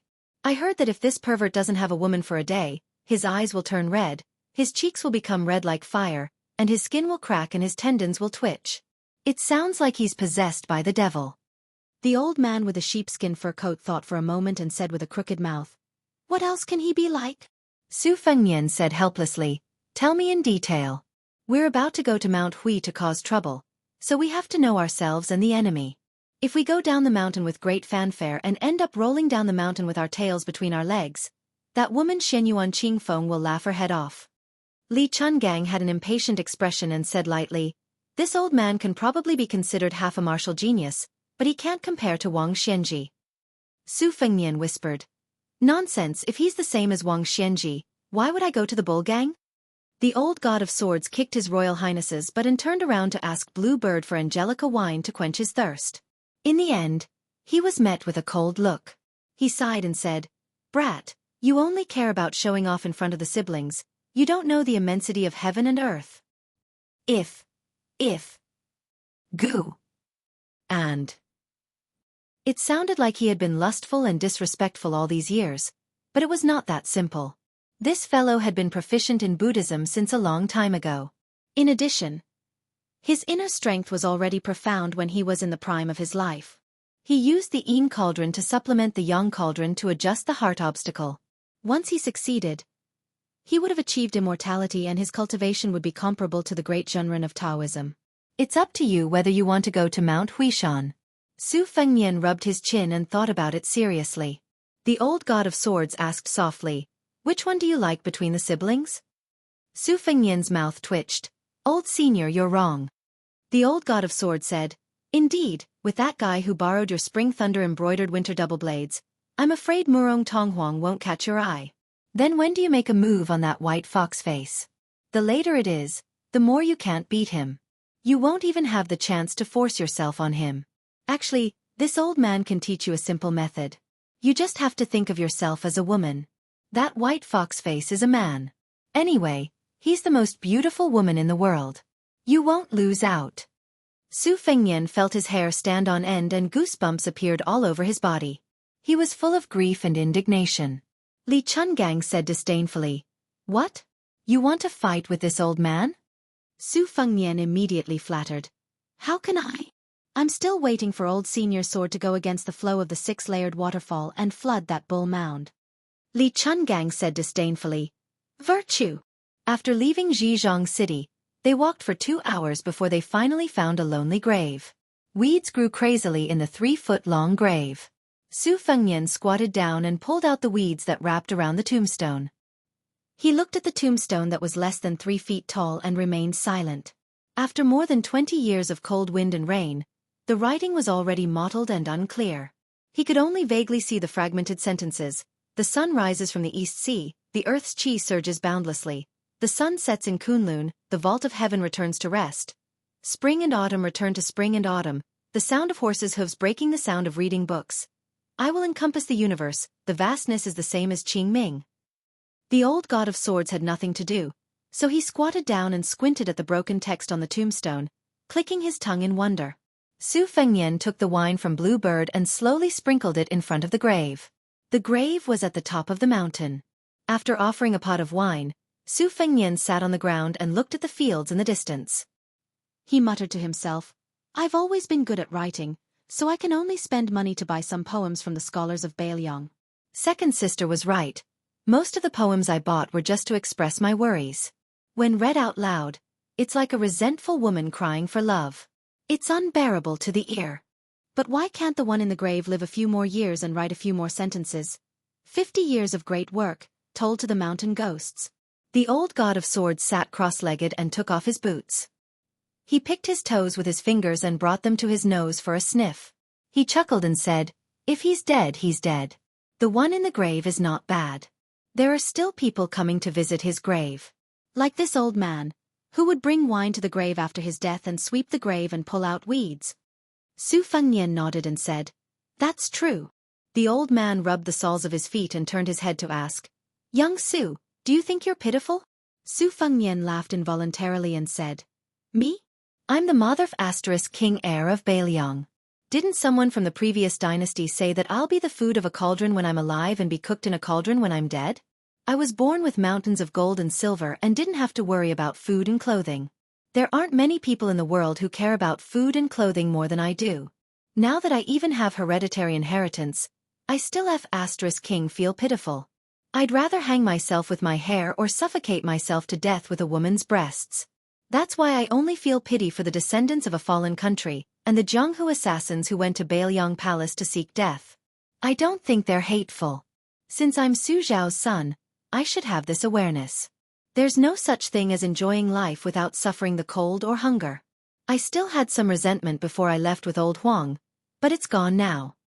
The old god of swords laughed and said, "You're quite open-minded." Su Fengnian said self-deprecatingly, "Actually, I'm also worried." Li Chungang smiled and asked, "What are you worried about?" Su Fengnian pulled up a weed and flicked the dirt off its roots. He put it in his mouth and chewed carefully. He said, "I'm just worried about not being able to learn the two-sleeved green snake." The old god of swords said heroically, "This old man's supreme art isn't something that can be learned so easily."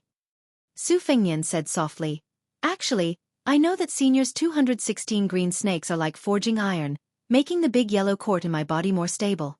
As for how much of the two-sleeved green snake's essence I can learn, it's all up to fate, right? Li Chungang narrowed his eyes and said slowly, "You're indeed not stupid." To put it bluntly, the two-sleeved green snake sword moves are already extremely complicated, almost untraceable. Even if you wanted to learn it, you wouldn't know where to start. As for the sword opening the gate of heaven, it's purely sword intent, so you won't be able to learn it. Su Fengnian sighed bitterly while Bluebird smiled behind him. The old god of swords also picked up a weed and chewed it. He spat it out and said, "Next, this old man will have to trouble you a little to feed you moves. Kid, don't bite off more than you can chew. First, you'll have to work on those 20 moves that you've pieced together. Actually, this old man's punches and kicks are enough to deal with Wang Mingyin." Without waiting for Su Fengnian to speak, the old god of swords wiped his face and said, "If little Jiang was here, she would definitely say that this old man doesn't even have a draft for bragging."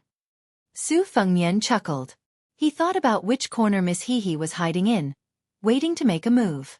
The three of them went down the mountain and walked on the path in the field. "Kid Su, you really don't have any thoughts about that beauty called Murong Tonghuang? This kind of twin lotus flower on one stalk is hard to distinguish between male and female. It can be called an immortal item. Even with this old man's outstanding eyesight, it's a once-in-a-century chance. Are you really not tempted?" "You can be tempted. This old man can turn a blind eye to your beastly behavior this time. Just think that Murong Tonghuang is a woman. When the lights are dark at night, can you tell who is Murong Wuzhu and who is Murong Tonghuang? Can you tell who is male and who is female?" "Kid, why don't you fart? Old senior, I can't beat you in a fight now." "What? Little brat, don't think that this old man will feed you moves. In the future, I'll still use the two-sleeved green snake to take care of you." "Don't." "Then, do you want to eat this pair of twin lotus flowers on one stalk?" "Get lost." "Kid, you've been holding it in for more than a year, haven't you?" "Get lost." How can the word miserable be enough to describe it? There are so many peerless beauties in front of you, but you can't even eat a single one of them. Miserable. Miserable. Old senior, can I get lost? Bluebird walked behind. Listening to His Royal Highness and the old god of swords bickering, she smiled like a lotus flower in clear water. Chapter 288. Chapter 3. In the mountain forest, danger lurked everywhere. Xu Xiu, Yang Qingfeng, Ning Mei, and Wei Shuyang's groups gathered together. They all felt a sense of powerlessness and frustration. Several times, they wanted to surround and capture him, but in the end, that brat found an opportunity to escape. He was as slippery as a loach. One time, Ning Mei's short halberd even pierced that person's arm. That brat forcibly withstood a blow from old Taoist Mi's sleeve and used the momentum to roll a few times. Full of viciousness, he left behind a sentence. "Grandson, this grandfather will definitely return the favor double in the future." His shoulder knocked aside a Phoenix Battalion light cavalry behind him, and he once again fled into the shadows of the forest. The light cavalry was heavily injured by that ferocious collision. Yang Qingfeng's 3 red-clawed rats were all dead, and the last 2 had been crushed to death by that brat. Xu Xiu's expression was extremely unsightly. The best opportunity had been when that brat with a mouth full of obscenities had been shot by a powerful crossbow and forced into a dead end. However, with Xu Xiu's 2 hands and the vigorous internal energy that could activate the red armor of the Talisman General, she was only able to slap that brat surnamed Yuan into a tree. The thick tree had already been snapped, but he was still alive. This definitely wasn't Xu Xiu's intention to slowly play with him like a cat catching a rat. With one hand, she should have slapped that brat until his insides split open. Xu Xiu couldn't figure out the strangeness of this situation. If it was a simple superposition of martial strength, this side was definitely much stronger than that brat. However, Yuan Tingshan's bladesmanship was firm and unyielding, and his temperament was rather cautious. In addition, he seemed to have a keen sense of danger. Twice, when the net was just a hair away from closing, he was able to escape. Ning Mei cupped some water from the stream and patted his face. He calmly said, "This person is a natural scout." Xu Xiu was slightly angered. "General Ning, if we can't capture this person, then we shouldn't leave the mountain." The paralyzed Yang Qingfeng expressionlessly said, "With His Royal Highness Gerfalcon's helping to keep an eye on him, we can capture him." Xu Xiu's anger flared even more. She mocked, "You're really promising. Wei Shuyang acted as the peacemaker. No rush, no rush. The Phoenix Battalion is familiar with traveling at night. We'll chase for one more night. If we still can't find him tomorrow morning, we'll immediately leave the mountain and head to Zhejiang City. At that time, if your highness is angry, this humble Taoist will bear it. His expression, he turned his head, and asked, without a change of expression.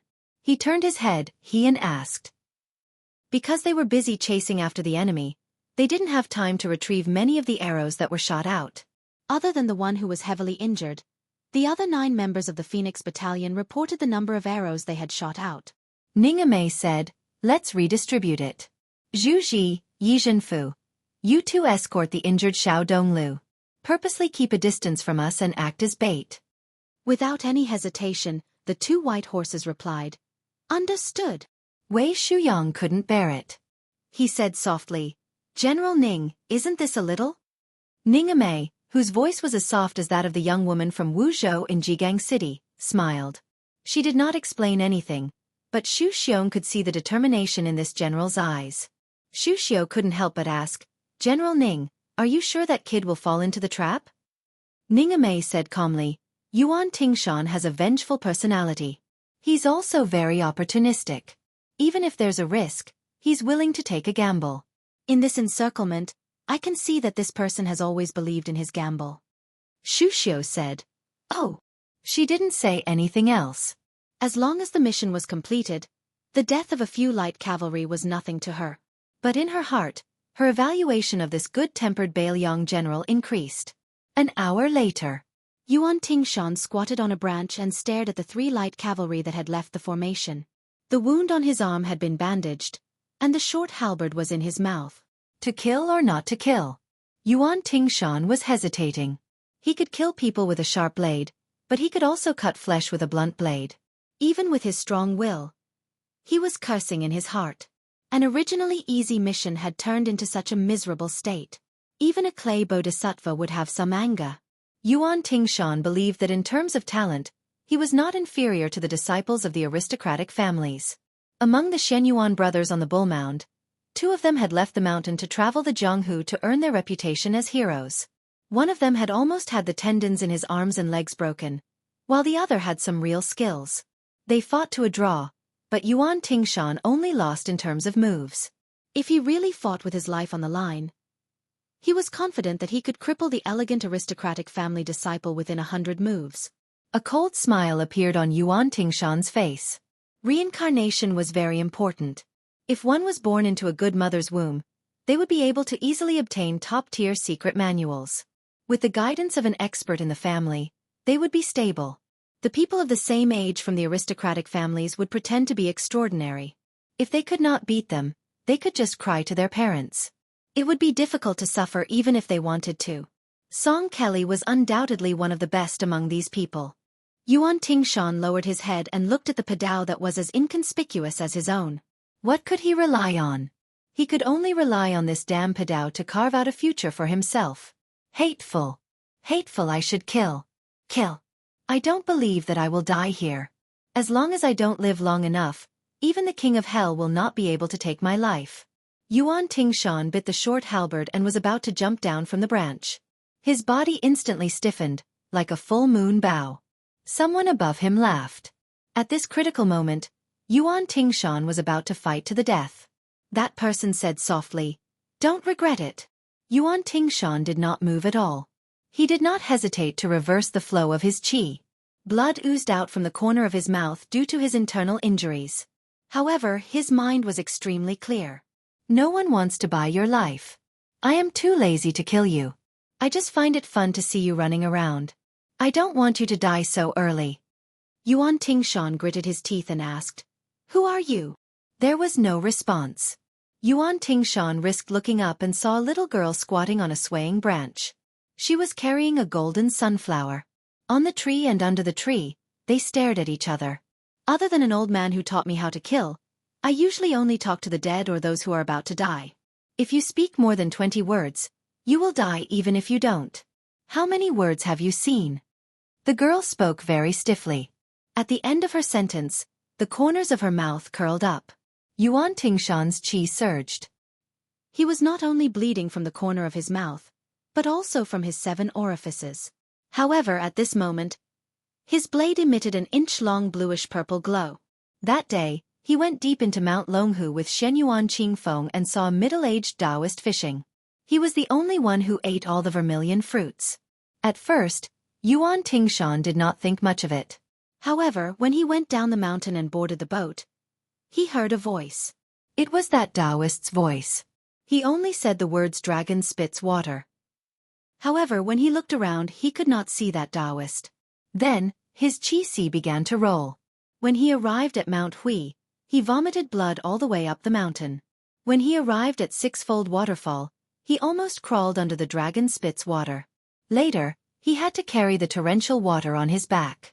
With his physique, it was reasonable to say that he could hold on for half an hour.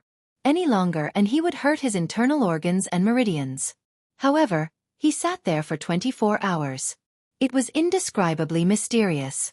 His realm advanced rapidly. This was the biggest reason why Yuan Tingshan dared to use his blade against that young master on the white horse. Now, he only lacked a secret blade technique manual. Yuan Tingshan raised his blade and chopped off half of the branches of the towering tree. At some point, the little girl was squatting on a nearby tree. She was still carrying that eyesore of a sunflower. She said calmly, "Hey, your realm advanced." This time, Yuan Tingshan was really running for his life. Chapter 289. The original name of Yanqi Pass had long been forgotten. It became Yanqi Pass only because a poet from the frontier fortress of the previous dynasty said that the southern geese wept to the north. This pass was heavily guarded by Bailiang. With one man guarding the pass, it forcibly blocked the northern barbarians' passage to the south. Dark clouds covered the city, wind and rain filled the buildings, and sand and rolling stones were flying in the desert. However, in the distance, one could vaguely see Bailiang's soldiers continuing to train in the sandstorm. Bailiang was as cold and bitter as the Bailiang cavalry. Further north, although there were more deserts, there were also patches of fertile water plants. The area around Yanqi Pass was completely desolate and barren. A white-clothed man stood at the top of the city wall. On his left was Dian Xiongzong, who looked like a western lion. On his right was Wei Fuqing, who looked like a poor old pedant. Dian Xiongzong, who held 6,000 iron stupa heavy cavalry, opened his bloody mouth and stood at the top of the city wall for a long time. In the end, he couldn't help but roar, "General, now that Bailiang Road has been established, it's natural for the great general to be the Jadushi. Whoever dares to snatch this position, old Dian will chop him down with an axe." But why should the governor of Feng Province, Li Gongda, be the administrator? This old fellow claims to be the second best at making money, and no one says he's the first. How can he govern Bailiang? Bah, I'll spit on his face. Old Dian, I'll say the ugly words here. If Li Gongda has the guts to be the administrator, we'll take 6,000 cavalry and slaughter him. Wei Fuqing's body was weak. As the wind and sand blew, he coughed repeatedly. He raised his sleeve to cover his mouth and said vaguely, "Don't talk nonsense.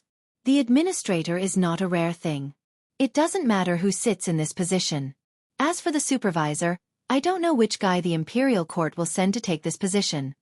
Dian Xiongzong said carelessly, "Wei Fuzi, you're King poor and fastidious. How is the administrator not a good thing? Shouldn't the second most important official in Bailiang be our general?"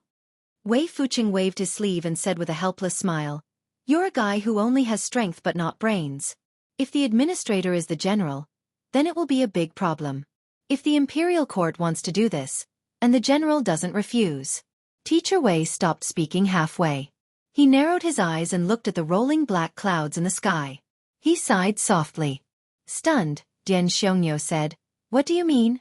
"Wei Fuzi, it's not like you don't know that old Dian's head was kicked by a horse when he was a child. It's useless. Whenever I move my head hurts." This was absolutely true.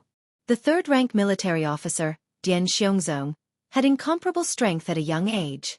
One time, he was dragging a horse in reverse on the street. In the end, he was turned around and trampled by the crazy horse. Not to mention his body, his head was ruthlessly trampled by the horse's hooves. It was a miracle that he didn't die. However, everyone in Bailiang was well aware that General Dian's brain had nothing to do with whether it had been trampled by horses or not. Wei Fuqing was rendered speechless by this scoundrel's scoundrelly behavior. After carefully weighing his words, he said slowly, "You want the general to go to Liangzhou City to be the administrator, to deal only with official documents all year round, and to ignore all military affairs in Beiliang?" Dian Xiong was stunned. This, from beginning to end, the white-clothed Chen Jibao turned a deaf ear to him. He only turned his head to look at one of Beiliang's newest young generals. His surname was Che, and his name was Yi. He was born in Beimang, but he was a slave of the lowest status. He was skilled in archery and horsemanship, and he was good at fighting. He was originally a man of sacrifice raised by the nobles, but he had committed a heinous crime in Beimang. All the way to the south, he had killed more than 20 Beimang's wolf and eagle god with one man, one horse and one bow. This Wolf Fang soldier was already the second-best warrior in Beimang, second only to the great Tiger Ben. He was roughly equal to the Iron Soldiers of Beiliang. It must be known how cruel the Iron Soldier selection process was. They were given a short crossbow or a hard iron bow, 20 arrows, a Beiliang saber, and 3 days' worth of food. 5 people in a team were thrown into Beimang's territory. Each person had to cut off 6 heads of Beimang soldiers before they could return. After that, there were still tests for infantry and cavalry. After Che Yi defected to Beiliang's army, he joined the scouts and immediately became the crossbowman who had beheaded the most people. Last year, he followed Chen Jibao and personally led 600 cavalry to raid Beimang's White Sun City. With one arrow, he shot through a certain member of the Beimang royal family who was patrolling the border. When this kid returned with Chen Jibao, he had a total of 30,000 Beimang cavalrymen hanging on his tail. Taking everything into account, Che Yi was only 19 years old this year. Che Yi was wearing silver armor and holding a helmet in his hand. The wind and sand blew in his face, but he remained motionless. Chen Jibao gently waved his hand, indicating for Che Yi to take 2 steps forward and stand side by side at the top of the city wall. He smiled and said, "Do you think it will rain in this weather?" Dian Xiongnan slapped his forehead. The general was really too much. If he had the time to ask about such trivial matters, he might as well tell old Dian about the administrator. Wei Fuqing rubbed his eyebrows with his thumb and smiled without saying a word. The young Che Yi shook his head and said, "Reporting to the general, it won't." Chen Jibao made a sound of acknowledgement and then fell silent again. Dian Xiongnan couldn't bear the loneliness, so he wanted to go down the city wall and train those bastards outside the city. All of a sudden, a crack appeared in the thick black clouds, and a ray of sunlight shone on the city wall. It shone on the white-robed Chen Jibao and the scout Che Yi. Because the latter was wearing silver armor, he immediately shone with golden light, like a divine soldier and celestial general. At this time, howls shook the sky at both ends of the Enma River about 5 kilometers away from the city. There were more than 100 iron chains hanging on the Enma River all year round. At this moment, all of them were pulled taut by the soldiers standing on both sides of the river. It was a tug-of-war between 50 people. Regardless of whether they were soldiers or captains, regardless of whether it was winter or the scorching sun, they all had to bare their upper bodies. Their skin was soft and tender. If they were pulled out once or twice in June or July, their skin would explode. Now that autumn was coming, they could be considered lucky. But in a few months, it would be the worst. According to Beiliang's military rules, how could the loser of a tug-of-war lose? That was to drag the other party into the river with the iron chains. In summer, it could be used as a bath, but in winter, how could it be comfortable to fall into the river? Beiliang's army had many small hills, and the pillar state didn't care about it. However, private fights were prohibited. This was an iron law. If there was friction, it was fine. Either go to the drill ground and have a fierce fight, or each side brought 50 people here for a tug-of-war. When a hunchback old man accompanied by White Bear Yuan Zuozong came down to the Enma River, all the shirtless men instantly felt their blood boil. "Oh my God, the great general is here." There was no harmony in a tug-of-war. When the great general returned from the capital to Beiliang, who the hell wanted to lose face? Su Xiao, who wasn't wearing armor, came near a group of 50 Beiliang soldiers with his hands behind his back. He smiled and didn't say anything, just looking at the iron chains across the river. Gradually, people fell into the river from the 100 iron chains. After a whole incense stick's time, only the iron chain beside Su Xiao remained across the Enma River. Su Xiao squinted and saw that more than half of the 100 people on both sides of the river had blood on their hands. Their shouts were hoarse. Someone on the left bank shouted, Zhao Taizhu, you didn't drink milk when you were young, right? Stand up for me. Someone on the right bank shouted, as long as your hands aren't broken, stand up for me one by one. Whoever slacks off first, I'll make you raise your ass when we get back to the barracks. Bastard. Do you really think you're a coward? Come on, kid. Didn't you claim to be able to draw a 3-stone bow? This time, beat those bastards on the other side. Huang Qiong, you're the bastard. No one expected that the iron chains would be broken by 2 groups of people. The 100 people were all lying on the ground, unable to move a finger. Their hands were all covered in blood. Su Shao smiled and said, Okay. No one knew who was the first to shout, but all the soldiers who could still move shouted at the top of their lungs, Long live the great general! Long live the great general! The hunchback old man didn't stop them. If he didn't say anything, who would dare to go to the capital? Su Shao turned to look at the top of the city wall and said to himself, Why are you standing so high up? Chapter 290. News of the sudden death of 20 riders near Zhejiang City in He Province had already spread throughout Mount Hui, and there was no news of their leader, Yuan Tingshan. For a time, all kinds of rumors and slanders were flying around. Some said that Zhao Yi, the prince of Guangling, had mobilized his armored cavalry to steal a woman. Others said that Yuan Tingshan, who was destined to be a lone star, had brought disaster upon himself and had been targeted by Zhao Go, implicating the cavalry team that the clan had spent a great deal of money to train. Others said that the young male and female of the Murong clan were not ordinary people and had the protection of immortals. All kinds of rumors were said, and all kinds of sneaky. Because the old family head had been in closed-door training for many years, and Shenyuan Guoqi, who was in charge of Mount Hui, was having a sword competition with someone at the Dongyue sword pool, the Shenyuan mansion on Bull Mound was without a leader.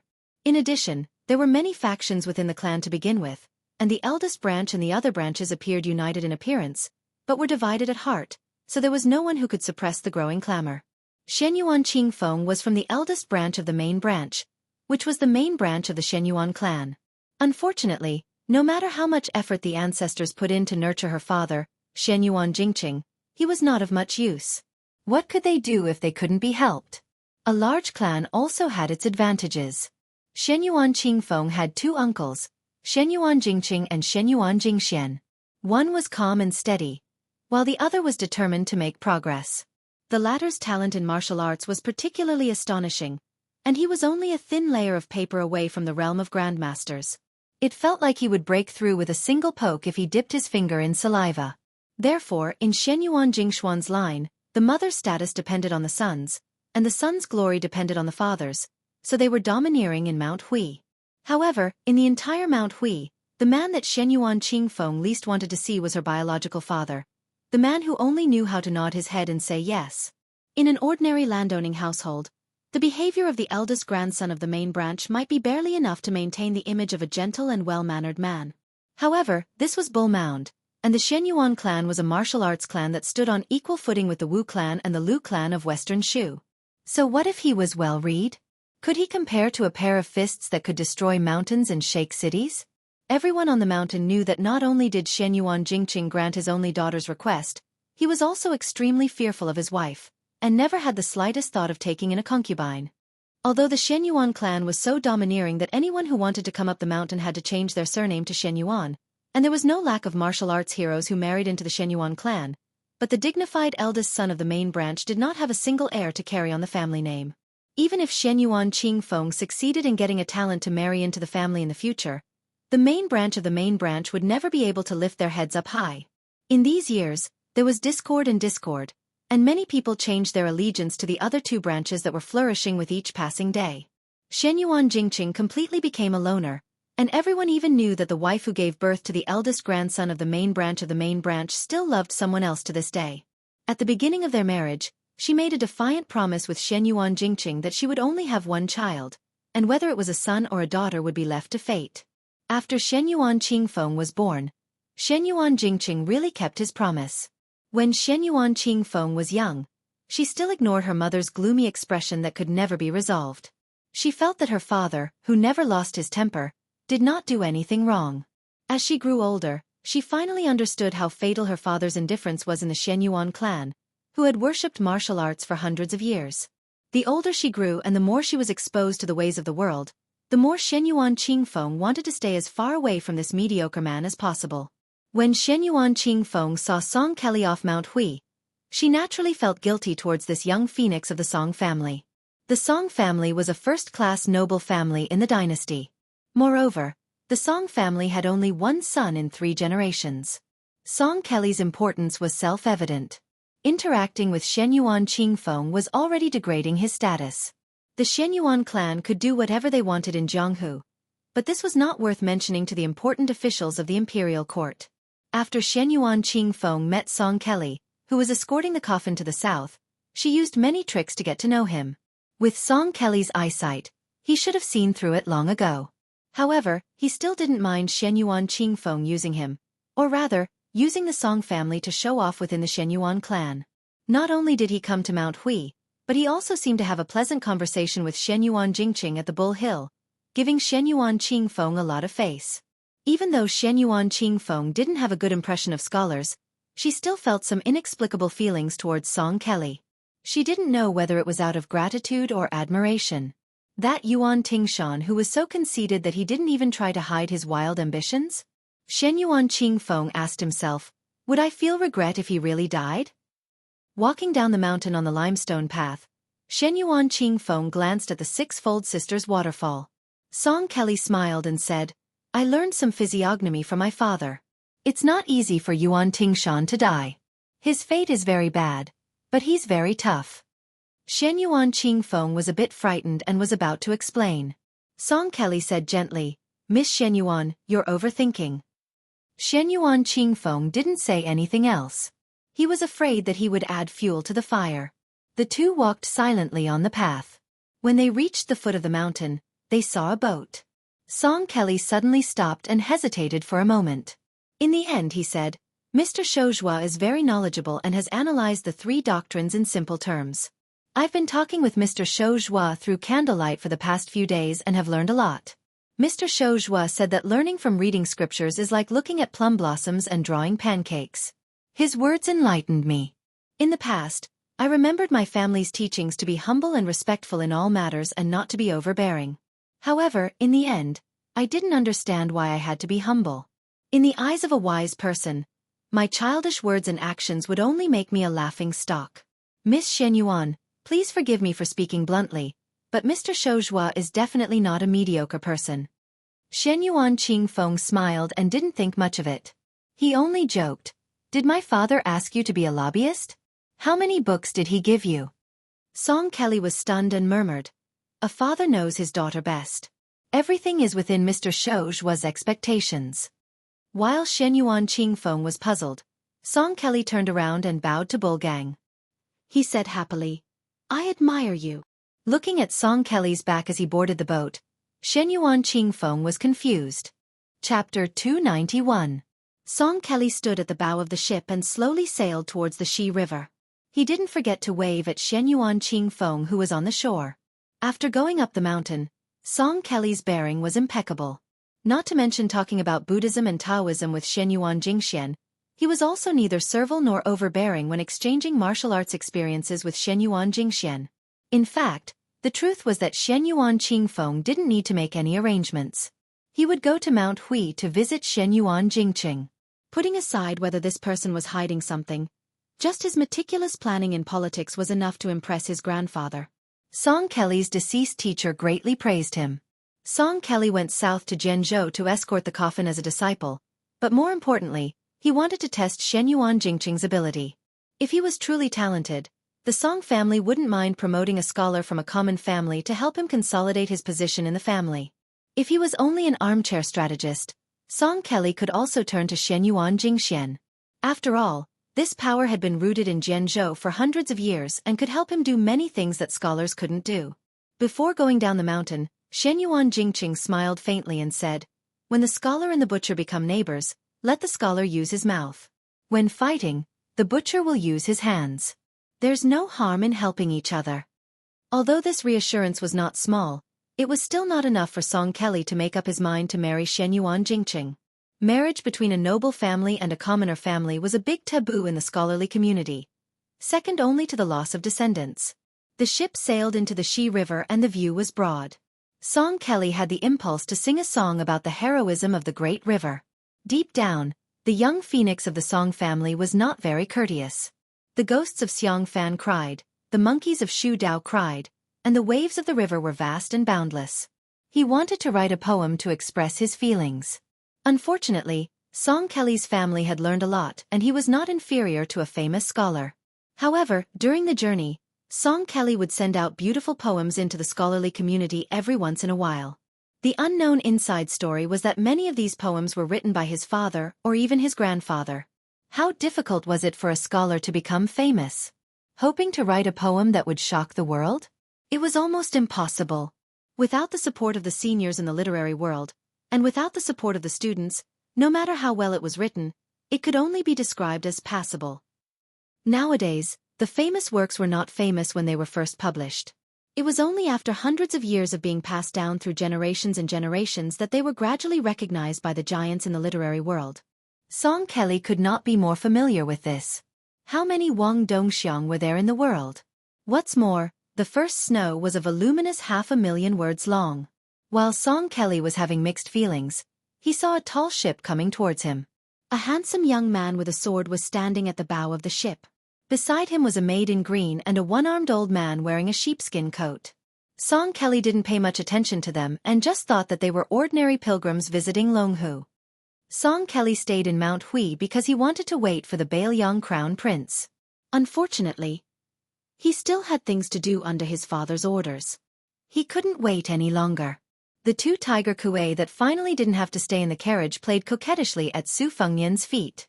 Su Fengnian pointed at the bluestone roof of Mount Hui and asked, "Bull's gang?" The old god of swords nodded. Su Fengnian squinted his eyes and rubbed the handle of his spring thunder. Unexpectedly, the operation to capture Shenyuan Yuan Tingshan some time ago had ended in failure. According to Wei Shuyong's detailed description, this Machateman's martial prowess couldn't be considered world-shocking. There was still a large gap between him and the outstanding talents of the younger generation, Qi Xianxia and Wu Luding. However, his intelligence and luck were excellent, so His Highness the heir of the crown wasn't angry. Even though Prince Jinggan, Zhao Hang, had suffered a double loss at the Reed Marsh, how could he not be able to kill Yuan Tingshan? Then there was Yuan Meng's visit to the Hezhou provincial governor with Baelyang's military edict. It was a fact that the Shenyuan family banned people by force. However, the old man ignored it. Looking at his attitude, he didn't even care about Chu Lushan, who had already caused chaos in Xiangfan City. Su Fengnian muttered to himself, "What a tough guy." The old god of swords used his finger to pick a vegetable leaf between his teeth. He grinned and said, "There are as many scholars as there are fish in the river. It's normal to have a few who aren't afraid of death." Su Fengnian didn't comment on this. The boat turned to the foot of Mount Hui. Su Fengnian was in a hurry to go to Mount Longhu, so he didn't want to cause trouble for Shenyuan. He just chatted with the old god of swords. Shenyuan Qingfeng stood at the foot of the mountain for a long time. When she was finally about to turn around and go up the mountain, her delicate eyes suddenly widened. She jogged a few steps and saw the guy standing at the bow of the boat. She was furious. This bastard. She would recognize him even if he was reduced to ashes, let alone changed into luxurious clothes. It was this bastard who claimed to be surnamed Su. He and a wanderer with a wooden sword had humiliated her in every possible way in Wuzhou's lantern market. Shenyuan Qingfeng looked carefully and sneered. "Don't think that you can pretend to be a noble just because you swindled a few taels of silver." Without needing Shenyuan Qingfeng to say anything, Su Fengnian, who had been pointing at the scenery of Mount Hui, also saw this woman. He had searched high and low for her, but to no avail. He laughed and steered the boat closer to Mount Hui. He leaned on the railing and looked at Shenyuan Qingfeng, who was less than 10 zhang away. He deliberately mispronounced a word and shouted, "Gulyang." Shenyuan Qingfeng didn't care about ladylike etiquette and angrily said, "Surnamed Su." What a heartwarming reunion. Su Fengnian clicked his tongue and said, "Since we parted at the lantern market, how did Gulyang gain weight?" Shenyuan Qingfeng gritted her teeth and sneered, "If you have the ability, come to Mount Hui as a guest. Shenyuan Qingfeng will definitely be a good host." Su Fengnian rested his chin on his hand and said with a smile, "You miss me so much?" There was a Shenyuan ship at the foot of the mountain. Shen Yuan Qing Feng ran onto the ship and tried to catch up. One ship wasn't in a hurry to escape, while the other chased relentlessly. Soon, the two ships were only 50 zhang apart. Su Fengnian slowly walked to the stern of the ship and suddenly sped up. He leaped onto the railing and shot towards Shen Yuan Qing Feng like an arrow. Under her dumbfounded gaze, Su Fengnian stood on the railing of the ship she was on and looked down at this arrogant woman from the Shen Yuan family. Su Fengnian glanced at the restless Shen Yuan retainers. Just as he was about to speak, something strange happened on the surface of the river. A sloppy old Taoist came over on a raft. The skinny young man on the bamboo raft pursed his lips and gently breathed in and out. One end of the bamboo raft suddenly pierced into the river while the other end was raised high. He used the momentum to bounce onto the ship and spread his legs like a wild horse. Then with a kick, he actually caused the entire ship to sink. This strength? The young man instantly jumped high and crashed onto the bow of the ship where Shen Yuan Qing Feng was standing. The ship shook violently again. Other than the old god of swords, Li Chun Gang, all the passengers on the two ships were slightly agape. Not to mention this Qing Gong, but the strength to cause the ship to sink several feet? After the ordinary-looking skinny young man landed on the ground, he turned around and hugged His Royal Highness's legs tightly. He cried out at the top of his lungs, "Brother!" Chapter 292. The two warships that had accurately calculated the depth of the Green Dragon stream slowed down after the withered young man stepped on them. The Shen Yuan family's private warship wanted to quietly increase its speed and keep the two brothers with different appearances on board, but the warship in front would not let it succeed. Swords were drawn and swords were unsheathed, but Shen Yuan Qing Feng only saw the withered young man with bamboo-like arms carry Brother Su to the back of the bed. He hugged him tightly and refused to let go. The Shen Yuan family dominated the southeast Wulin, and those who were qualified to stay on the warship were all elites. After receiving a signal from Shen Yuan Qing Feng, the two swordsmen swung their swords like dragons and stabbed the young man's back. They wanted to pierce through the brothers and nail them to the warship's railing like sugar-coated haws. They wanted to show their power to those foreigners who had angered Miss Shen Yuan. 2 lives were nothing to Shen Yuan. Why had the governor's office of the Sword Province been able to operate smoothly all these years under the suppression of the Prince of Guangling? Wasn't it because they had the full support of the Flood Dragon that had dominated Mount Hui for 500 years?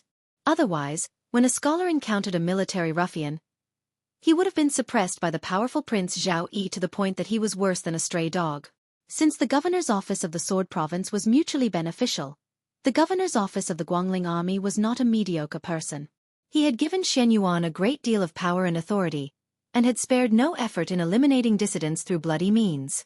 He had secretly supported Shen Yuan. Otherwise, how could Mount Hui have cultivated a 200-man private cavalry under the nose of the imperial court? Shen Yuan Qing Feng frowned. She clearly saw that Brother Su only touched the young man's head and did not seem to notice the 2 swords. This was not in line with this guy's cowardly demeanor. Although Huang Manor's heart acupoint was not opened, his sense of danger was probably above that of Yuan Tingshan's. The 2 swords came at him, but he did not seem to move skillfully. He only turned around and held the sword with both hands. The swordsman suddenly exerted force, wanting to crush the ignorant young man's palm. Huang Manor's face was as ferocious as a vajra. He suddenly twisted, easily twisting the sword as if it was a reed pole. He then pulled it again and rushed forward, dragging the 2 swordsmen who hesitated and did not have time to let go of their swords in front of him. His 2 fists smashed into the swordsmen's chests. A thick mist of blood exploded from the swordsmen's chests, and they died on the spot. Their corpses fell into the river like kites with their strings cut. The rest of the Shen Yuan men of sacrifice who were originally watching the show saw that the situation was not good. In order to protect Shen Yuan Qing Feng, who was standing on the bow, they had to brace themselves and go forward. As a result, the young man was still stabbed between his eyebrows by a sharp sword. He laughed and raised his arms, causing his clothes to flutter. Everyone saw that the sword formed a large arc between the 2 of them, but it did not pierce between his eyebrows at all. The sallow and emaciated young man stepped on the right foot, raised his left knee, and placed his center of gravity on his right foot. His right foot rotated forward, and his left knee turned inward, and the instep straightened outward. He suddenly jumped into the air and whipped out his lower leg. The force of the kick reached the instep of his foot, and the result was that when the young man landed on the ground, the body of the man of sacrifice was still in the forward position, but his head flew several feet into the air. The young man stretched out his hand to push away the headless corpse, and stared at Shenyuan Qingfeng, whose lips had turned pale. The few men of sacrifice who knew each other well looked at each other and saw the shock and fear in each other's eyes. No wonder this monster could shake the boat with one step.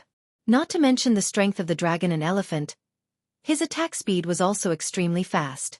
Damn it! This young man actually had the legendary indestructible body of a Vajra? Amidst the dead silence, two supernatural beasts leaped across the river one after another. They were completely red, covered in armor and scales, and dragged their tails behind them. They jumped from the boat in front to the Shenyuan ship, and their front claws just happened to grab onto the railing. After a few struggles, they finally squatted on the railing and bared their fangs and claws. The young man leaned forward and let out an angry roar. Shenyuan Qingfeng was so scared that he staggered back. Outside the ship, a sloppy old Taoist was walking on a raft. Coincidentally, a head smashed towards him, and he rudely slapped it into the river with a bamboo pole. He clicked his tongue and said, "How can a short donkey and a horse bear the stampede of a dragon and elephant?" The old Taoist was like a 1,000-year-old tortoise. He stretched his neck and shouted, "Your Highness, we're about to reach my Xiaoyao temple." Zhao Shituan hesitated for a moment and said with a smile, "Tell Shenyuan Great Pan to stop being a coward. If he doesn't come out, he'll be waiting for his nest to be destroyed." Su Fengnian no longer paid attention to Shenyuan Qingfeng. He pulled Huang Manor and didn't return to the ship. Instead, he jumped onto the bamboo raft, and the two tiger kuei followed closely behind. The King Kong's eyesight was obviously not as good as its sister Bodhisattva's. It directly dove into the water, causing countless splashes. Bodhisattva, who was on the bamboo raft, saw her brother having fun in the river and also jumped down. Su Fengnian smiled and said, "Old Taoist, I didn't say that I'm going to Mount Hui to cause trouble. What are you blindly making a fuss about? Are you planning to divert the trouble from the west to the east?" The old Taoist, who was the quietest and most unknown Taoist in the Taoist master residence, purposely exclaimed in surprise. He was afraid that the eccentric crown prince of Bailiang would turn hostile. To be honest, as the second Taoist master of the Taoist immortal abode, old Taoist Zhao Shituan's seniority in the Taoist orthodoxy could be said to be superior to the 33 heavens. Mount Longhu and Bailiang were separated by thousands of li, so the old Taoist had seen all kinds of storms. When he was in Bailiang's territory, he didn't mind putting his arm around this junior's shoulder. It wasn't necessarily because he was afraid of the great pillar state Su Shao. It was just that he had a carefree temperament to begin with. When he was young, he was also an extraordinarily frivolous and alcoholic. He was truly a rare talent with great ambition. Otherwise, he wouldn't have left the country to travel far away with his sword. Once he left the mountain, he didn't return to Mount Longhu for a whole 20 years. Now that he met His Royal Highness, who was frivolous and unrestrained, he was quite suitable. If it were Zhao Donxia and Zhao Donping's nephews, one of whom was a minister of Yu and the other a prime minister of Qingxi, who were together with Crown Prince Su Fengnian, they wouldn't have such an attitude.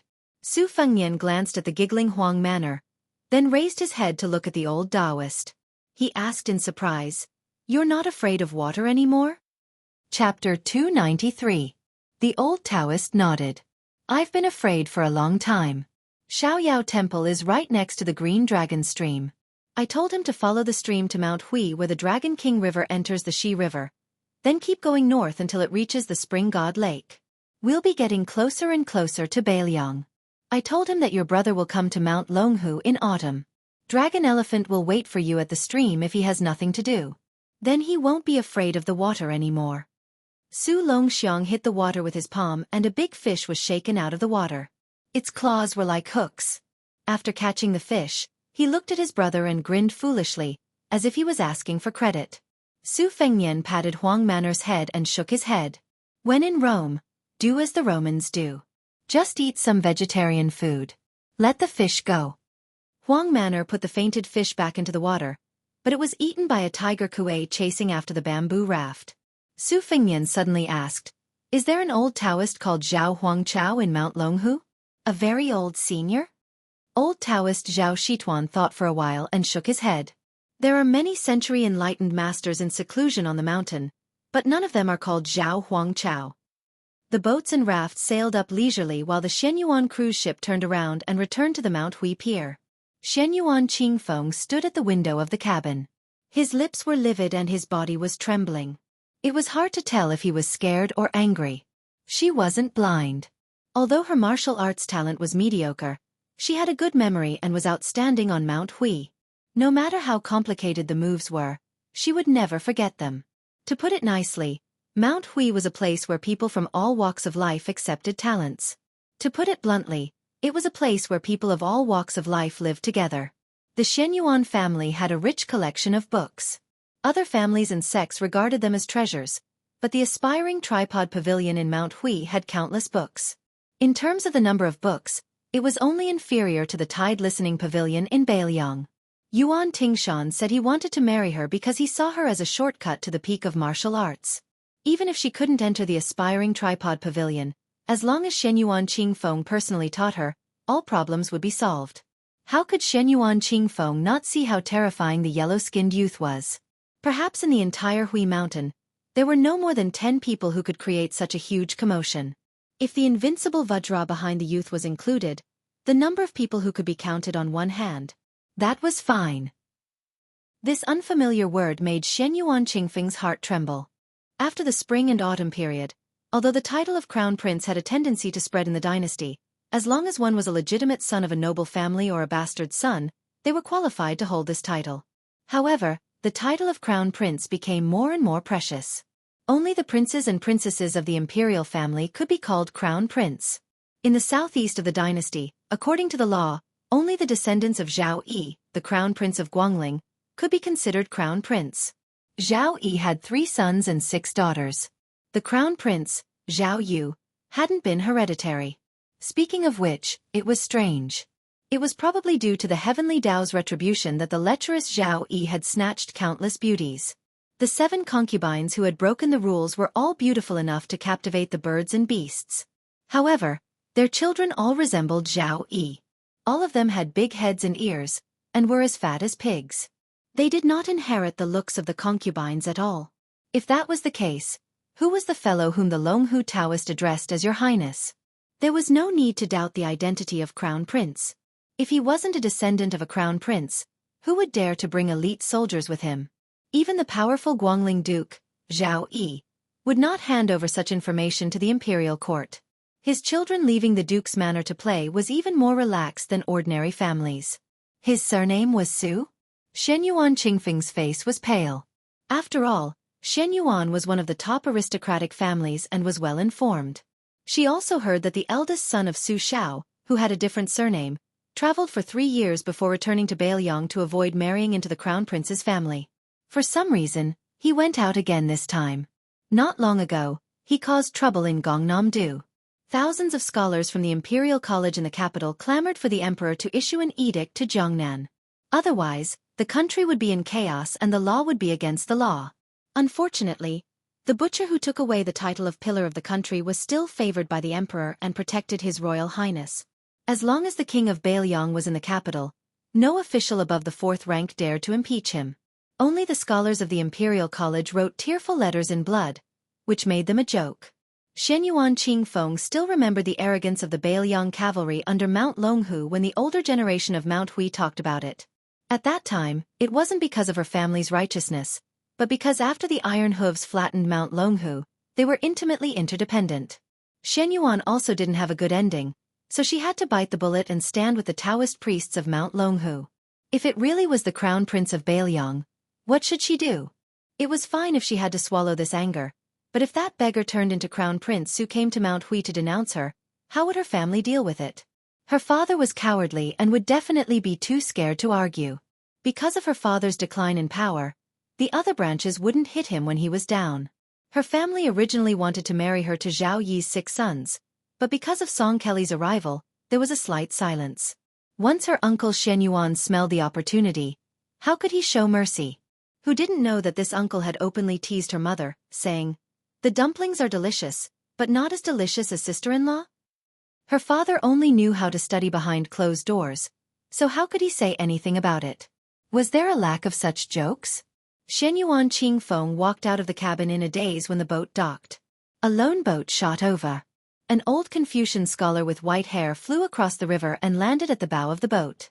The boat was filled with spiritual energy as it slowly approached the riverbank. Seeing the only old man in her family who cared about her, Shenyuan Qingfeng's eyes welled up with tears. The old man with an ancient sword at his waist said kindly, "Who dares to bully my granddaughter? Which family's brat is it? Grandpa will teach him a lesson for you." Shenyuan Qingfeng lowered his head and didn't say anything. The old man smiled and said, "It can't be the crown prince of Bailiang who went to Zhenzhou, right? This is going to be troublesome." Shenyuan Qingfeng raised his head, his face full of shock. The old man who returned from the Dongyue sword pool was Xuanyuan's national weapon. Rumor had it that he could ride a sword for 100 feet and decapitate someone. His sword skills were outstanding in the southeast. Even the Dongyue sword pool, whose sword skills were second only to the Wu family's sword tomb, saw him as their #1 threat. The old man said proudly, "So what if he's the crown prince of Bailiang? Can he bully my granddaughter? I'd like to see if that one-armed Li Chungang can still open the gates of heaven with his sword." Chapter 294. I'll update tomorrow. 3 guaranteed. 4 guaranteed. They could already see the Xiaoyao temple by the Green Dragon stream. The big boat and the bamboo raft slowly docked together. Before getting off the raft, Huang Manor bent down and turned to look at Su Fengnian, indicating that he wanted to carry his brother. Su Fengnian smiled and shook his head. The old Taoist Zhao Shituan felt a little sad. The Zhongding family was cold-blooded. There were several brothers who loved each other so much. Thinking about it carefully, the Su family had few male descendants. The second son, Su Longxiang, was born mentally retarded. Of course, the 2 princesses were destined to be married off. In this way, the Bailiang Palace would not leave any room for outsiders to interfere in the succession. Anyway, the eldest son, Su Fengnian, would be the heir. No matter how idle His Royal Highness was, there was no suspense. On the other hand, the Zhao family is the first Taoist master's residence in the South Kingdom. Although there is an ancestral rule that only Zhao can be a Taoist master, Qi Xuanzhen suppressed the Taoist master's residence 50 years ago. Now, in the Jing generation, there is Mr. White Lotus in immortality and Qi Xianxia in martial arts. They are all outsiders. No matter if it is fated chances or Taoist spells, the Zhao family can't compete with them at all. During these years, they have been scheming against each other. If the Taoist master's residence didn't worry about the strength of the main branch, Zhao Danping wouldn't have become the ridiculous prime minister. Zhao Shituan sighed worriedly. A group of people walked along the blue stone path to the Xiaoyao temple. In the past, the old Taoist master lived alone in the Taoist temple, so there was no such path. After Su Longxiang went up the mountain, the old and the young had nothing to do, so they paved the path. Zhao Shituan hesitated for a moment and approached the old man wearing a sheepskin fur coat. He smiled and said in a low voice, "Old Li, how have you been?" The old god of swords snorted. Li Chungang had visited Longhu twice in his life, and both times, he met Zhao Shituan, who was about the same age as him. As a result, he was pestered by Zhao Shituan. The first time, it was Zhao Shituan who led him to the devil-slaying platform. Li Chungang did not have a bad impression of this guy, who was highly regarded by both the old Taoist master and Qi Xuanzhen. Everyone in the Taoist master's residence was as old-fashioned as clay statues, with neither immortal nor human aura. Li Chungang had already scolded them for being neither human nor ghost. He remembered that the first time he went down the mountain, this Taoist master's residence finally had an unrestrained young Taoist, who insisted on following him to Zhonghu for several months. Zhao Shituan Taoist master said shamelessly, "Old Li, my kung fu is far worse than yours." Li Chungang thought of Zhang Ni and his own difficulties in accepting a disciple. His Achilles heel was poked and he was furious. He pointed at Su Fengnian and glared at Zhao Shituan. "Look, my new disciple. Even if Su Longxiang becomes invincible in the future, do you think he can beat this old man's disciple?" Old Taoist Zhao was angry at first. Back then when the Taoist nuns on the mountain heard that Li Chungang had come to the mountain, they all rushed to the devil-slaying platform like crazy, screaming as if they had seen an immortal descending to the mortal world. Zhao Shituan thought that when he was young, he was also very handsome.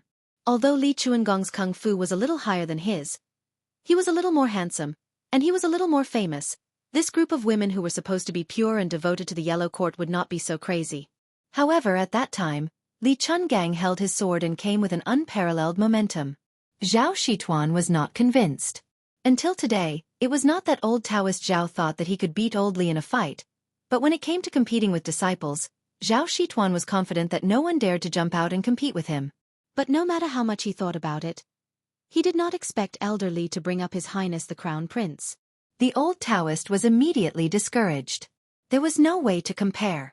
Even if Su Longxiang was really ruthless and dared to drag Wang Xianji down, how could he be unreasonable to His Highness the Crown Prince?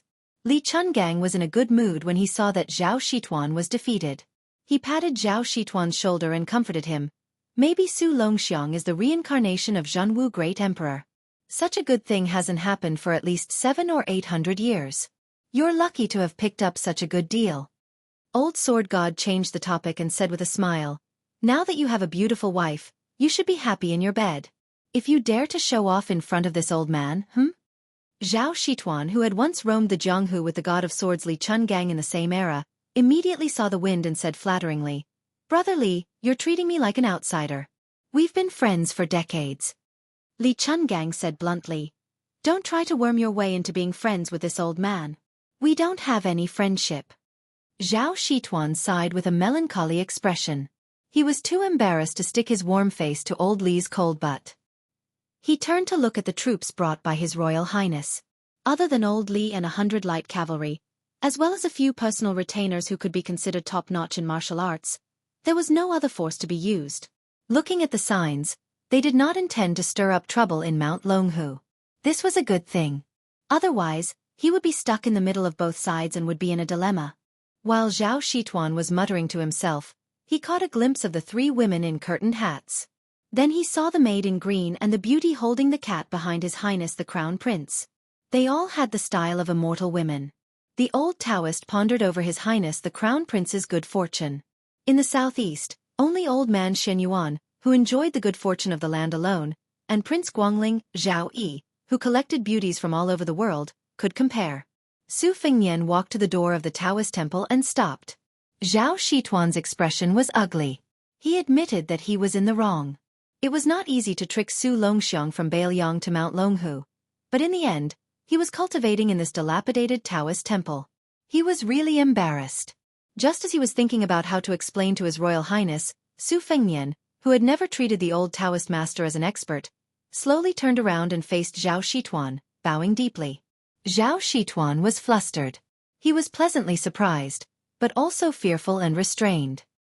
He hurriedly helped him up and said, I don't deserve such courtesy from your highness. It's too much. Chapter 295. The old God of Swords looked on coldly from the sidelines. He was still a little surprised in his heart. Li Chungang, who had experienced many hardships, had long since figured out Su Fengnian's temperament. Now that he had bowed so openly and sincerely, it could be considered that he had given Zhao Shituan and Mount Longhu enough face. Otherwise, given Su Fengnian's stubborn personality, he would have fought to the death even if he had provoked some king of Jing and Zhao Heng, or some scholarly group of Gongnam-du. Yu Yuwei held Wu Mainyang between her breasts. The white cat was comfortably pretending to be asleep, half asleep and half awake. Occasionally, it would use its furry head to rub its perky bosom. Princess Jing'an did not know Zhao Shituan's identity, but she guessed from the scene that this foolish youth was Su Fengnian's younger brother, the future prince of Bailiang. She could not imagine that the 2 brothers of the Marquis clan could get along so well. As for why the young prince was cultivating with a sloppy old Taoist in a shabby monastery at the foot of Mount Longhu, Pei Nanwei did not bother to make wild guesses. What shocked Zhao Shituan even more was the following scene. After His Royal Highness bowed with his hands clasped, the White Horse Cavalry, led by Ning Amei, gripped the hilts of their Bailiang sabers with their right hands and crossed their left arms before their chests. They took a step back in unison as a sign of respect. Everyone knew that the Bailiang cavalry were the best in the world, arrogant because of their proficiency in battle. During the Spring and Autumn War, when they traveled with Gu Jiantang and the other vassal armies, they always took the lead and no one dared to cut in. Throughout the Spring and Autumn War, only once did the Bailiang army give way to a scholar-led brigade that achieved great merit. Within the Northern Liang army, this tradition had always been passed down. Those who did not have great military exploits would have to give way to those who had great military exploits. Even if it was a military officer with a high military rank, he would have to give way to those who had great military exploits. For example, the scouts who accumulated their reputation by killing the barbarians' heads, Even if they were just low-level armored soldiers, in Baelyong's military towns. Even if they ran into border officials at the level of county governor, they could still advance on the official road without getting off their horses or bending down. Zhao Shituan sighed inwardly. His Royal Highness had changed.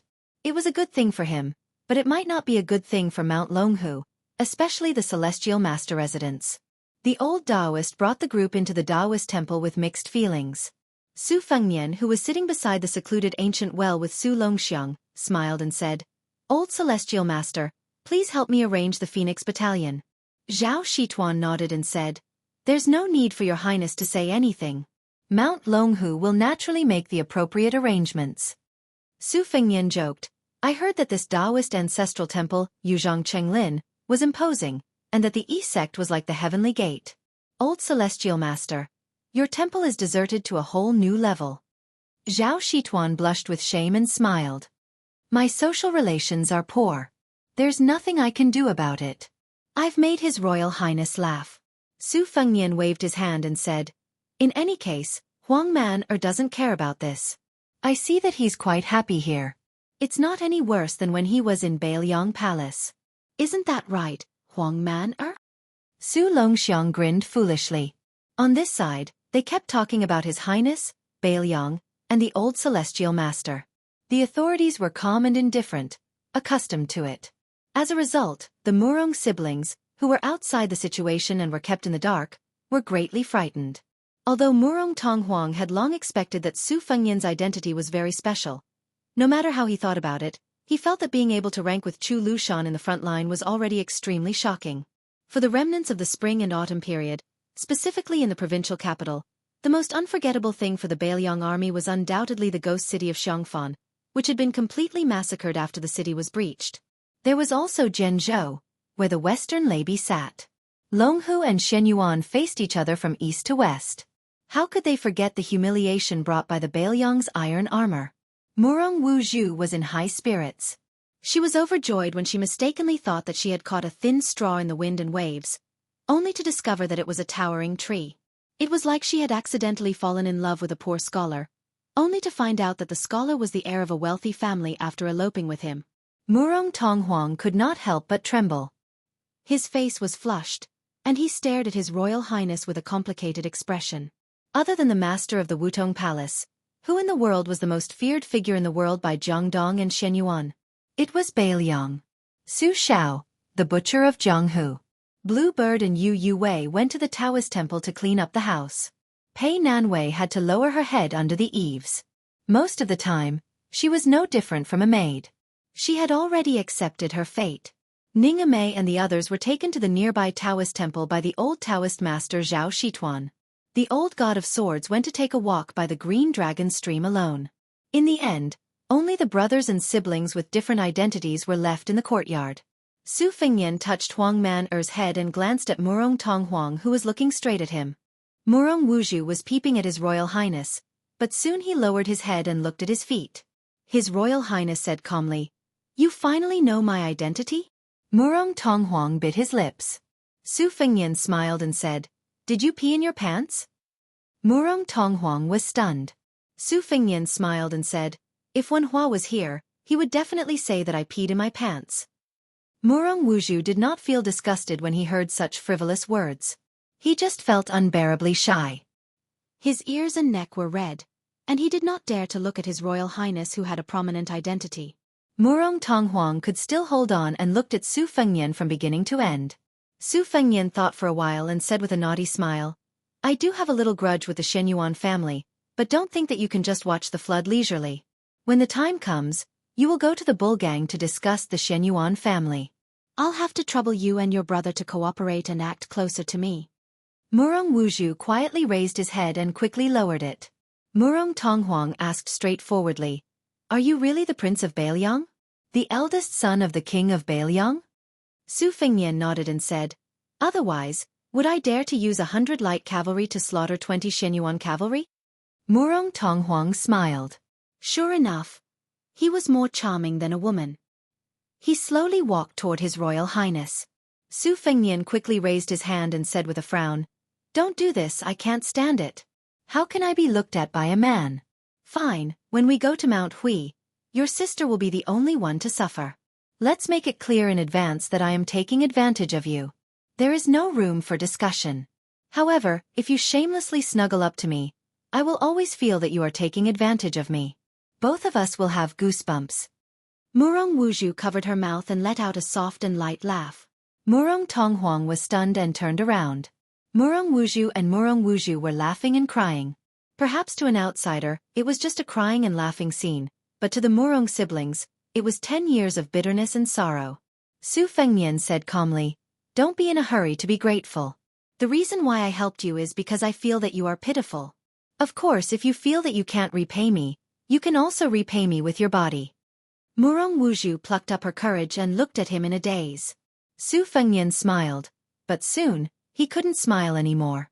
Murong Tonghuang, who had tears on his cheeks, turned his head and asked, "Can't I?" Su Fengnian had the intention to kill. He made a chopping gesture and said angrily, "Murong Tonghuang, if you dare to disgust me again, I will chop off that part of yours. When we go to Wutong Palace in the capital, I guarantee that you will be justified." Su Fengnian's heart skipped a beat as he recalled the prophetic ballad. Overturning a country? Could this guy really do something that millions of soldiers from the 8 countries couldn't do? Chapter 296. Chapter 1. Su Fengnian had just asked Murong Xiongju if she had been scared to the point of wetting herself. Soon, he was frightened by his own thoughts. Those beauties with elegant clothes beside the emperor in the smoke of spring and autumn. No matter if they were the empress who had caused the emperor's relatives to rise to power or the concubines who had seduced the emperor, they were nothing more than scapegoats. The scholars who had lost their country and were loyal to the former emperor did not dare or did not know to get to the bottom of the matter. They could not see the root of the problem and could only use poems and articles to vent their anger on those beautiful women. They used the excuse that demons and monsters had come into being. In the eyes of discerning people, it was absurd and unreasonable. Murong Tonghuang was a beautiful young man who could not even defeat the Shenyuan family. How could he collapse a prosperous dynasty? Su Fengnian, who had come back to his senses, laughed at himself. The imperial harem had Zhao Ji as the mother of the country. This empress's iron fist was not inferior to that of a famous general. No matter what, there would not be chaos. In the capital, there was that emperor who was adept at controlling all factions and parties. Inside, there was the empress who was recognized as virtuous to take care of the inner chamber. Outside, there were civil and military officials and generals who looked at all directions. What a big iron bucket of country! The thin-skinned and shallow Murong Wuju was short of breath. She carefully sized up this young man whom she had only known for a dozen years. His Royal Highness in Bailiang? How high was his official position? Murong Wuju did not understand these things. She only occasionally heard some bad comments about Bailiang when she was socializing with the scholars of Zhenzhou. They said that the king of Bailiang was a tyrannical executioner who had killed the most people in the dynasty. He used to like slaughtering cities. As for the eldest son, he was very foppish. He could not ride or fight. He only knew how to bully good women in Bailiang. Sooner or later, he would lose the family property and was not worth mentioning. No matter how simple Murong Wuju was, she knew that seeing was believing. First impressions were the strongest. She had a good impression of Su Fengnian, who had saved her and her brother. Under the premise that he was in control of their lives, he could resist the temptation and did not bully them. This was 100 times better than those aristocratic scholars who were full of benevolence, righteousness, and morality but secretly had obscene eyes. She was so simple. In the past, she had accepted her fate to be captured and played by ancestor Shenyuan. Now, she accepted her fate to warm the bed for His Royal Highness one day. Murong Wuju looked at the handsome face. Even if she took 1,000 steps back, he was very good-looking when he was young, wasn't he? Among the siblings, Murong Tonghuang, who was the one who made the decision since childhood, saw the look in his sister's eyes and felt helpless. Su Fengnian was extremely disgusted with the scholarly men's penchant for cutting off their sleeves. Of course, he kept a respectful distance from Murong Tonghuang. However, he quite liked this guy's unscrupulous ruthlessness in order to achieve his goal. He was truly ruthless if he dared to be ruthless to himself. If a man could endure the disgust and throw flirtatious glances at another man, he would be unlucky to be born in a small family. If he was given a bigger stage, he would be good at dancing. Since Murong Tonghuang's words and actions were straightforward, Su Fengnian couldn't disappoint him. He gently kicked away the tiger Kuei King Kong who was biting his robe and said with a smile, "If you want to use Baelyong's tiger skin as a banner to intimidate others, you don't need to hide it. Since I've eaten my fill and have nothing better to do, I won't be so shameless. However, I'll say the ugly words first. At least we're in the same camp now. Don't stab me in the back and think about giving Mount Hui a proof of your allegiance. We can't let you and your sister take all the good things." Murong Tonghuang nodded and said gloomily, "After we stepped out of the family, we didn't think about going to the Shenyuan family to live an ignoble existence. However, since His Royal Highness said so, I also hope that Your Highness won't use us to win over Mount Hui. If so..." Su Fengnian waved his hand and shook his head. "Then you're underestimating me, Su Fengnian." Murong Wuzhu whispered softly, "Su Fengnian." Su Fengnian said with a smile, "Isn't the name nice? A phoenix won't perch unless it's a parasol tree. You two are quite fated, right? My courtyard in Baelyong Palace is called Parasol Garden. If you have the chance you can go there and play. Don't worry, I really don't have any thoughts about you two. I also feel that it's a waste of saliva to keep talking about this. In the future, don't be on guard against this. Do you see the big sister holding the white cat?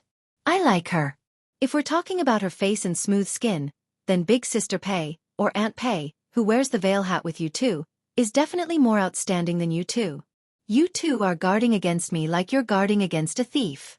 It's very hurtful." Murong Wuzhu giggled. As a result, she was glared at by Murong Tonghuang, but this time, she didn't shrink back for the first time. Su Fengnian looked at Murong Tonghuang and said helplessly, "You can't protect your sister for the rest of her life. She has to get married and take care of the family alone. When that time comes, don't tell me that you're still following behind your sister. Aren't you afraid that your future brother-in-law will dislike you for being an eyesore?" Murong Tonghuang coldly snorted and said, "That'll have to wait until she finds that kind of man. Once she finds that kind of man, it's fine even if she wants me to die." Chapter 297. Su Fengnian was speechless. He could only turn around and smile at Huang Manor. In the next few days, His Royal Highness unexpectedly did not go to the Taoist Master Mansion, nor did he go to the Mount Hui Niu Gang. He stayed at Shaoyao Temple obediently. He would either ask the old god of swords about the flaws in his life-saving saber techniques, or ask the old Taoist master about the essence of the talismans in Mount Longhu. Especially the latter. He rarely met a junior at the foot of the mountain who was willing to let His Royal Highness enjoy being his master. He told him everything he knew. During this period, he especially went to the library at the top of the mountain and brought down many Taoist cloud talisman secret scriptures. The old and the young talked until dawn. Probably because he was afraid that His Royal Highness would say that he did not know anything. Zhao Shituan even picked up a few talisman incantations that were feared by ordinary Taoists. While he was cramming, he explained the mysteries to His Royal Highness. It should be known that Zhao Shituan was very talented when he was young. Unfortunately, he had the same problem as the Shenyuan Great Plate. In every field, he did not ask for in-depth knowledge. After being provoked by His Royal Highness, he gritted his teeth and even piled the extremely obscure book of Taishang Zhengyi Dongxian Law Collection on the table. On this day, Su Fengnian finally stopped strolling around at the foot of the mountain. He pulled Huang Manor, called Murong Wuzhu, and Murong Tonghuang to go to the back of the mountain behind a Taoist temple. Only Qing Miao followed them, holding a bamboo basket. Murong Wuzhu was probably careless that day, but after confiding in His Highness, who was wearing a tiger skin, she was much more at ease than her younger brother. She softly asked, "Your Highness, what are you doing?" Huang Manor said honestly, "Picking hawthorns." Su Fengnian nodded and smiled. When the old Taoist master went to Baelyong to take my brother as a closed-door disciple, he talked for a long time but did not get to the point. Only hawthorns are more pleasing to Huang Manor. Murong Wuzhu felt that this was unimaginable. Su Fengnian picked a hillside and sat down. Huang Manor came and went like the wind. One handful of hawthorn after another, he quickly filled up the small bamboo basket. Blue Bird simply placed the bamboo basket on the ground. Murong Wuzhu was still at a lively age, so she went to pick the hawthorn with Blue Bird. Su Fengnian and Murong Tonghuang were sitting at a distance from each other, while the two tiger kuei were rolling all over the mountain. A cool breeze brushed past his face. Su Fengnian closed his eyes and concentrated. He stroked the overlapping spring thunder-embroidered winter and let his imagination run wild. The stones of other mountains could be used to improve jade. Even with the help of the 9 bushels of rice Wei Shuyang, it was still difficult to study the cloud pattern of the Fujiang red armor. However, after the guidance of the old Taoist master Zhao Shituan, many of the obstacles were easily killed by the sloppy old Taoist who knew the secrets of heaven. This made him suddenly enlightened. The only pity was that he lacked a Buddhist monk who knew the secret. Otherwise, Su Fengnian was confident that he could completely turn the Fujiang red armor into something in his pocket. Murong Tonghuang asked softly, "I heard that your Royal Highness killed many scholars in Gangnam-do." Su Fengnian said calmly, "Compared to Su Xiao, it's still much less." Murong Tonghuang frowned. "Why do you want to go against scholars? Don't you know that public opinion can confuse gold and make you and your father go down in history and infamy?" Su Fengnian wiped the spring thunder with his slender fingers and said slowly, "The winner takes all. Think about it. The history books of the 8 kingdoms of spring and autumn were all written by the historians of the Liang dynasty. For those who wanted their ancestors to be known as loyal ministers, even if they only left a dozen words for their descendants, they would not hesitate to become officials in the new imperial court. For those who wanted their fathers not to be known as traitorous ministers, they would even rush to the capital and rack their brains to please the Hanlin emperor. They would cry and shout, wishing that they could present their wives and concubines with both hands. Isn't there a ridiculous story of someone who asked his wife to take off her clothes to warm his hands with her breasts?" Murong Tonghuang said seriously, "Your Royal Highness, you can't generalize." Su Fengnian opened his eyes and said calmly, "I understand this. It's not that Su Xiao didn't admire scholars from the bottom of his heart, but it seems that not many of them had a good ending. Sun Ping of Hezhou, who submitted the 21 treatises on governance, was cooked by the people. Zhao Guangling vomited blood and died in the military tent outside the West Shu imperial city. Li Yishan, who used to be a judge of civil and military affairs, was killed by some literary giants who were also scholars. He was implicated and finally escaped to Su Zhao's side to survive. Of course, you can continue to say that this is a generalization. However, as a member of the Northern Liang Mansion, I have seen the graceful bearing of many famous people. Indeed, they can write beautiful poems. Regardless of whether it is killing with words or singing praises, they are all top-notch. Fame and fortune, fame and fortune. Do you know why the name comes before the word fortune? Saint Zhang of the North once said that there were 3 immortals. The first was to establish virtue, the second was to establish one's words, and the third was to establish merit. This was the answer, and also the basis of why scholars look down on martial artists. How many scholars went to establish virtue? Studying back and forth, the most they did was to establish their words. Establishing one's words, accumulating one's character, earning fame, bringing honor to one's ancestors, leaving one's name in the annals of history, how could they care about the people's hunger and hunger? Su Fengnian said softly, "When I was in Gangnam-do Baogua Temple, I heard the famous scholars of Jiangnan talk about righteousness and profit. In the end, it was just a poor scholar who originally didn't have the qualifications to enter the banquet who sought profit for the people. What kind of scholars do you think those famous scholars are? They only know how to recite the wind, the flower, the snow and the moon, talk about profound mysteries, and if the whole world applauds, is it really good? Reading 10,000 books, there's no book that you don't read, no scriptures that you don't understand. Don't you know that there is a frozen bone outside the Vermilion Gate? Is that a scholar's scholar?" Su Fengnian laughed and said, "You might not believe it, but after Xiang Fan Confucian Wang Yongming committed suicide, he was originally at the top of the list of traitorous officials. It was Su Xiao who had a quarrel with the old Grand Secretary, rolled up his sleeves and personally cut it off. And the history books of West Chu did not leave half a word about this scholar who once sat alone on the fishing platform for West Chu for 10 whole years. This time, it was the old leader of the imperial court, West Chu's old Grand Preceptor Sun Shiji, who personally erased it." Murong Tonghuang was still persisting, but he was no longer as confident as he was at the beginning. Lowering his head, he said, "Scholars are still mostly good people." Su Fengnian said self-deprecatingly, "I didn't say that I have to make life difficult for scholars. Besides, there are a lot of people and things that have no right or wrong to speak of. If we get into a dead end and insist on either one or the other, then there's no reason to speak of." Murong Tonghuang grunted. Su Fengnian propped his chin on his hand and looked toward the bull, De Gang. He muttered to himself, "That kid Wenhua is still open-minded. I wonder where he is right now." Murong Tonghuang was in a daze, lost in thought. Su Fengnian turned his head and stretched out 2 fingers. Imitating the Taoist priests of the charm and spell sect who subdued demons and exorcised devils, he pointed at Murong Tonghuang. Laughing heartily, he joked, "Urgent as the law commands, you evil creature who brings disaster to the country and the people, why haven't you shown yourself yet?" Chapter 298. Chapter 2. Murong Tonghuang hesitated for a moment and hammered His Royal Highness's chest with all his might.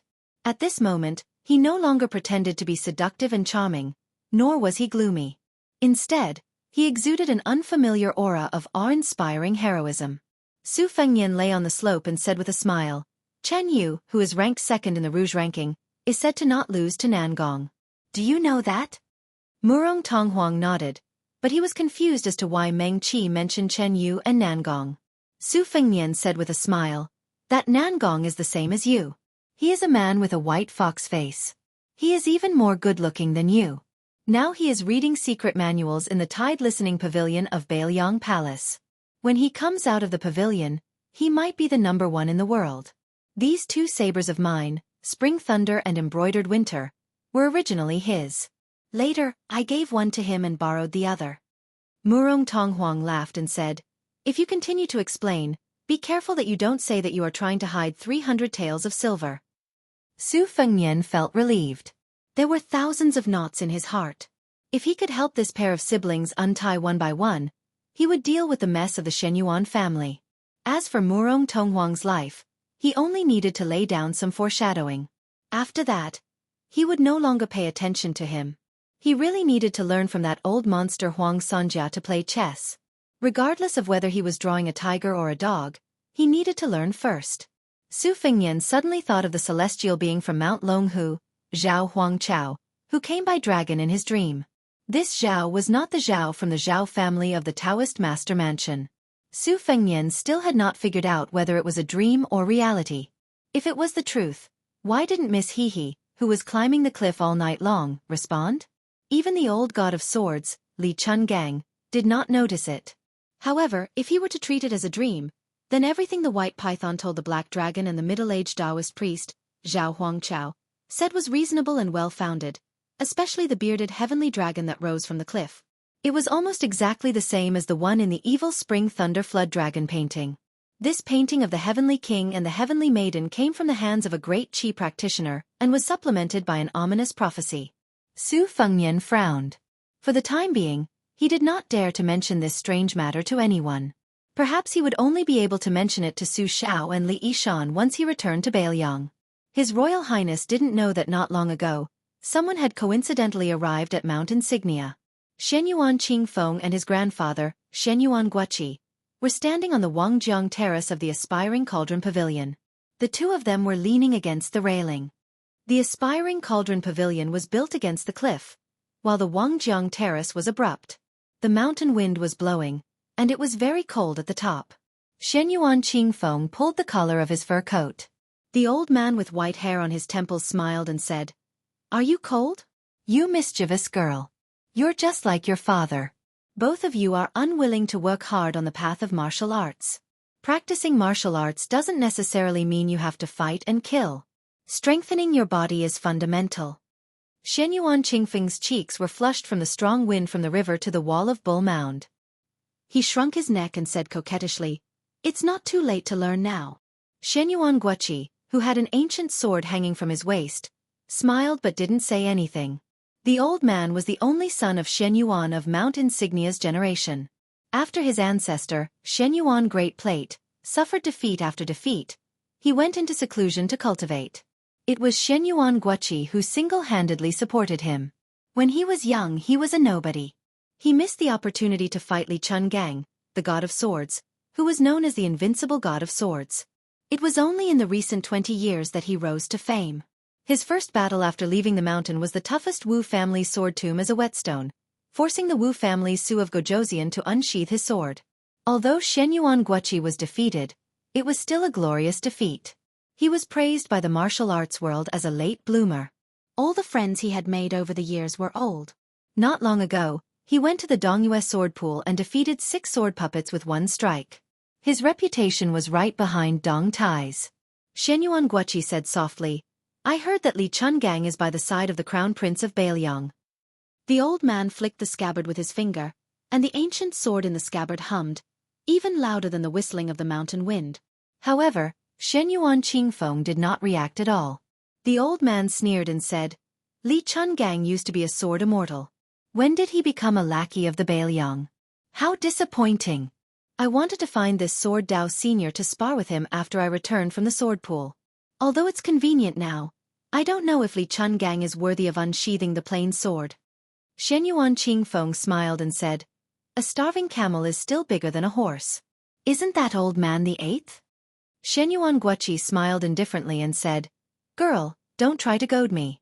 Do you know that once one's sword Dao realm regresses, the difficulty of advancing again, especially for an expert at Li Chuangong's realm, is comparable to ascension? As long as he's not a first-stage sword immortal, your grandfather can fight him. If this 8th rank is real gold and silver, then that's fine. But if it's only because of Li Chuangong's unparalleled heroic figure that they gave him a title, then I might as well expose this fig leaf. The former sword god without the wooden horse and one arm being defeated by the plain embracing sword is better than being used as a stepping stone by those young people. Shen Yuan Qingfeng was about to say something when the old man waved his hand and said, Girl, go first. Don't catch a cold from the wind. That bookish father of yours is going to nag me for a month or so. Shen Yuan Qingfeng left the aspiring cauldron pavilion with a gloomy expression. How could one survive in the Shen Yuan clan where martial arts fanatics gathered? Shen Yuan Qingfeng walked in the pavilion. There were bookshelves on both sides, and her slender hand slowly touched the secret manuals arranged according to the pronunciation of the first word. Her eyes were dull. The ancient books that her fingers touched were all martial arts secret manuals that Jianghu dreamed of. She had read most of them and memorized them in her mind. Because she knew that once she got married, she would no longer be allowed to enter the aspiring cauldron pavilion, even if it was to find a son-in-law. Therefore, she had been painstakingly memorizing the contents of the secret manuals all these years, page after page, book after book, hoping that she could find a man she could rely on in the future to revitalize the first wife's branch whose spirit had been sapped by her scholarly father and restore the glory of a great sect.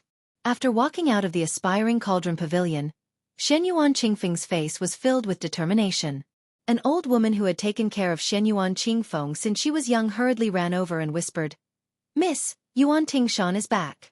There are signs of him being seriously injured and dying.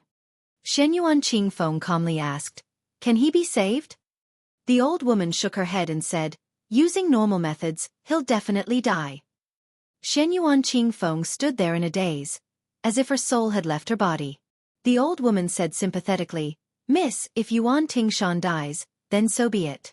Just find another young man and nurture him with all your heart. Shen Yuan Qingfeng's lips turned pale as she murmured, There's no chance for that. She suddenly turned around and walked past countless bookshelves in the pavilion to the Riverview Terrace. With a plop, she knelt down behind Shen Yuan Guoqi. The old man, who had mastered qi cultivation, remained silent and didn't ask anything. Shen Yuan Qingfeng put her hands and knees on the bone-chilling green jade floor and said in a low voice, Grandpa, please save Yuan Tingshan's life. Shen Yuan Guoqi said something that others couldn't understand. If you want to have the ability to humiliate others, you must first have the ability to humiliate yourself. Shen Yuan Qingfeng's body began to tremble more and more violently. In the end, she lay on the ground, feeling as if a knife was twisting in her heart. She sobbed and said, Grandpa, why did the great ancestor choose me for dual cultivation? Why? As long as Grandpa can save Yuan Tingshan, as long as Yuan Tingshan can withstand 10 strikes from the great ancestor, Qingfeng won't have to be a bull anymore. Shen Yuan Guoqi shook his head. A middle-aged Confucian scholar who resembled Shen Yuan Guoqi walked into the Riverview Terrace while coughing. His hair was tied up in a bun, and he held the forbidden thunder mantra of virtue in one hand and covered his mouth with the other. After releasing his hand, he put his hand behind his back, leaving behind a pool of blood. Shen Yuan Guoqi was slightly angry. Jingqing, since you're not well, don't walk around. Shen Yuan Jingqing said bitterly, Life and death are predestined. Just accept your fate. Shen Yuan Guoqi, who had his back to the father and daughter, waved his sleeve. Clearly, he was quite angry.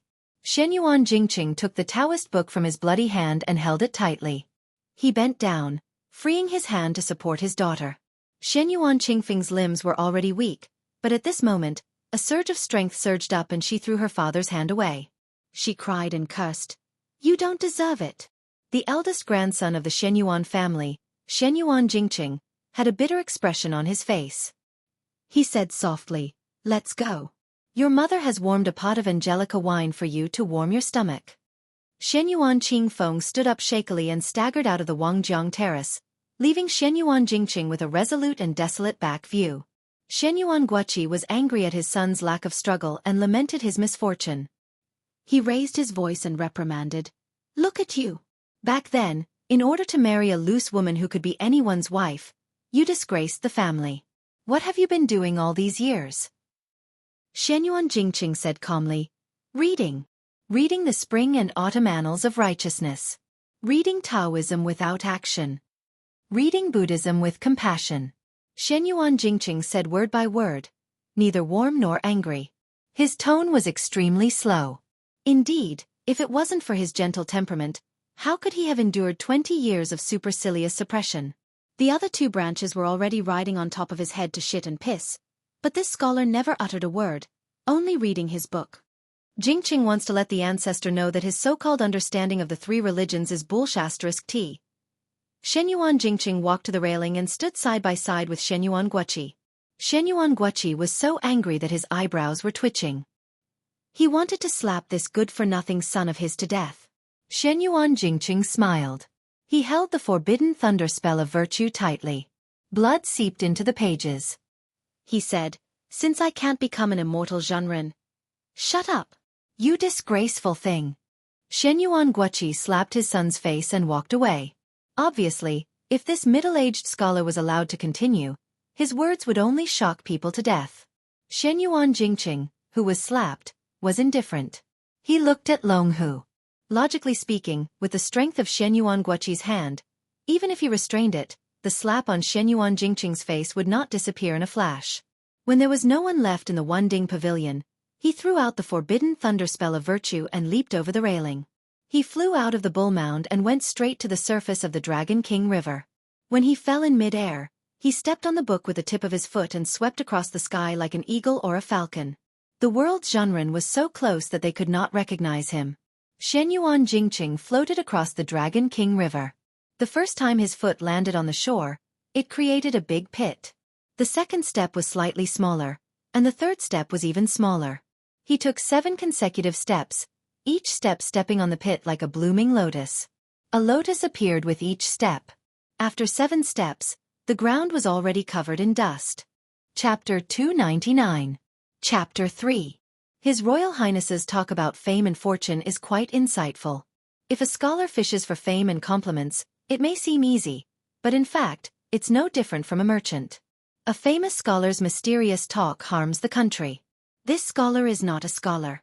Holding the scriptures at home, laughing at the frozen bones outside the door. This kind of reading is indeed not reading. It's just reading the impolite, heartless, and unrighteous heavenly book.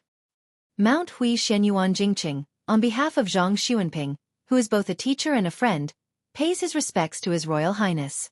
Shenyuan Jingqing, on behalf of Wang Yangming, a scholar from Xiangfan, pays his respects to the King of Bailiang. Finally, Shenyuan Jingqing pays his respects to the King of Bailiang on behalf of all the poor scholars in the world. Su Fengnian widened his eyes and looked at the scholar in green who was walking towards him. He didn't know that this guy was eavesdropping just now, and he couldn't detect the flow of his qi at all. When they were 30 steps away, the man who called himself Shenyuan Jingqing bowed 3 times in a row. After straightening his back, he stopped moving forward. Murong Wuzhu, who was squatting beside His Royal Highness and picking hawthorns, dropped her hawthorns on the ground when she heard the 2 words, Shenyuan. Murong Tonghuang was a little calm, but his knuckles were blue, revealing the panic in his heart. For the siblings, the Shenyuan clansmen on the bull mound were not the Zhonghu individual immortals who enjoyed the good fortune of the land alone, but the devil who played Jianzhou in the palm of his hand. However, Murong Tonghuang still fiercely pulled away his sister who was trying to grab Su Fengnian's sleeve. He almost helped her stand up and walked away. It seemed that he didn't want to be implicated, but Su Fengnian and Murong Tonghuang's lips almost curled up at the same time after they separated. Obviously, they had a tacit understanding. Since someone from the Shenyuan family had taken the initiative to attack instead of defending, Even knowing Su Fengnian's identity, Su Fengnian didn't dare to slack off in the slightest, even if it was the infamous Shen Yuan Jingqing. This person had respectfully bowed 3 times, so there must be something fishy going on. After Su Fengnian stood up, he caught a glimpse of Huang Man'er and Qing Yao approaching. They were both in a horn-like position. He smiled and asked, "Mister's 3 bows are enough to shock the heavens and make ghosts weep. I just don't know if Mister dares to do such a thing on the bull mound?" Shen Yuan Jingqing said calmly, "If you say I don't dare, His Royal Highness doesn't seem to believe it. If I say I don't dare, His Royal Highness will draw his knife on the spot." Su Fengnian stared at the eldest grandson of the Shen Yuan family, who had become the laughingstock of the Shen Yuan family. He didn't want to be deliberately mystified anymore, so he said impatiently, "Say it, why are you looking for me? If it weren't for your friendship with Mr. Sun, why would I talk nonsense with you?" Shen Yuan Jingqing went straight to the point and said calmly, "Your Highness, do you know why my daughter, Shen Yuan Qingfeng, made things difficult for you in Wuzhou?" Su Fengnian clenched the spring thunder in his left hand. He wanted to kill with one blow with the knife in his left hand. "You didn't go to Mount Hui to look for trouble with the Shen Yuan family, but dared to come down the mountain to provoke me? When did the Shen Yuan family have a scholar who worried about the country and the people?" Su Fengnian exhaled softly, the qi in his body surging like a river. He smiled and said, "Sir, please speak." Shen Yuan Jingqing said calmly, "You look very much like someone. You look like 4 or 5 years old, but your spirit is very similar." Su Fengnian's spring thunder exploded and arrived in front of Shen Yuan Jingqing in an instant. It was born out of Spear Fairy Wang Xiu's famous skill, Overlord Armor Removal. The spring thunder struck down, entering Shen Yuan Jingqing's neck and coming out from his waist. With one successful strike, it was about to cut him in half. Shen Yuan Jingqing frowned. His left foot didn't move, but the tip of his right foot spun, drawing a semicircle on the ground. His left hand held the book behind his back, and his right hand reached out with 2 pale fingers to pinch the spring thunder, following the momentum of Su Fengnian's knife to remove the force. The middle-aged scholar made a sound of surprise and was slightly surprised. The scholar's cuff holding the knife fluttered even though there was no wind. Su Fengnian turned the blade, and Shen Yuan Jingqing let go of his hand and stepped back. The tips of his feet crisscrossed, and his figure was indescribably light and graceful. He continued, "And this person is the man that Qingfeng's mother couldn't let go of. If this man didn't die of illness, she definitely wouldn't have married into Mount Hui. Qingfeng's calligraphy and painting were all learned from her mother. There is a portrait that has been hanging for 20 years. When Qingfeng saw you in the lantern market, it was inevitable that she would lose her composure. I hope your Highness will be magnanimous enough to forgive her." Su Fengnian took large strides forward, and the spring thunder pierced straight at the whale. Shen Yuan Jingqing held the book in his left hand and struck the spring thunder, swatting it away. Su Fengnian's right hand was about to unsheathe the embroidered winter sword when Shen Yuan Jingqing, who had endured it time and time again, snorted coldly. His figure suddenly moved forward, and he pressed one hand on Su Fengnian's shoulder. With a gentle push, Su Fengnian was forced to turn his body, but he still took the opportunity to pull out the embroidered winter sword. It was the posture of pulling up a mountain. Shen Yuan Jingqing sneered. "You don't know when to stop. How rude and unreasonable His Royal Highness is." Su Fengnian inexplicably sheathed his sword, and the spring thunder and embroidered winter sword returned to their sheaths. "It was because of Huang Man'er." He smiled and said, "Last time when I went to the tomb outside Zhejiang City, I saw a few wine cups. Were they all yours, sir?" Shen Yuan Jingqing nodded dejectedly and asked, "Why did you sheathe your sword at the last moment?" Su Fengnian pointed at Huang Man'er, who was squatting in the distance, and smiled. "My little brother knows if others have any ill intentions." Shen Yuan Jingqing said with mixed feelings, "He was born in the Vajra realm." Su Fengnian was puzzled. "Pardon me for asking, but you are obviously a martial arts expert. How did you end up in such a state at Bulgang?" Shen Yuan Jingqing calmly revealed the earth-shattering truth. "Qingfeng's mother and Shen Yuan Great Pan were dual cultivating to take revenge on me. Now this old ancestor wants Qingfeng to enter Bulgang again." Shen Yuan Jingqing's voice was steady. He did not deliberately lower his voice to cover his ugliness. Murong Tonghuang and Murong Wuzhu looked at each other. Even the thick-skinned Su Fengnian was stunned. He was shocked beyond words. How could there be such a shameless old man who liked to take advantage of the grass around his nest? That was the daughter-in-law of his eldest grandson. In the end, he did not even let go of his great-granddaughter? He would rather kill the wrong person than let go of the wrong person? Compared to this sensational inside story, trying to kidnap the Murong Shuangbi was not worth mentioning. Shenyuan Jingqing said bitterly. This old ancestor did not indulge in beauty. It was because he wanted to achieve the immortal Zhenren realm that he took an unorthodox path. Su Fengnian scolded, Bull*****. Whether it is the Dao sex bedroom technique or the esoteric sex dual cultivation, Shenyuan Jingqing, are you still a man? Shenyuan Jingqing said indifferently, I have learned all the secret exercises of Mount Hui's Wending Pavilion in 20 years. I have taken a fork in the road with no return. I am not afraid of death. I only ask for the safety of the mother and daughter. Shenyuan Jingqing said slowly. He coughed a few times and covered his mouth. The bloodstains were scarlet. It was a ghastly sight. Su Fengnian could not keep up with the thoughts of this sickly scholar. He asked, Can you fight with Shenyuan Great Plate to the death? I heard that this old monster's strength is very strong. The Taoist classics in Shenyuan Jingqing's hands were already stained red. He put them behind his back. He smiled at Su Fengnian and said, I can. He wants to achieve immortality. I will let him experience it. However, the immortal Zhenren realm that I have achieved is not really immortality. Therefore the outcome is 50-50. However, after I die, what will happen to the mother and daughter? I have been thinking about this problem. That is why I have been waiting for His Royal Highness. Today, I came to see Your Highness. Your first blade was excellent. Not to mention that your bladesmanship is accomplished. Your blade is even more ruthless. Shenyuan Jingqing sincerely asks for Your Highness' help. In this world, only Your Highness can save the mother and daughter. Su Fengnian was shocked again.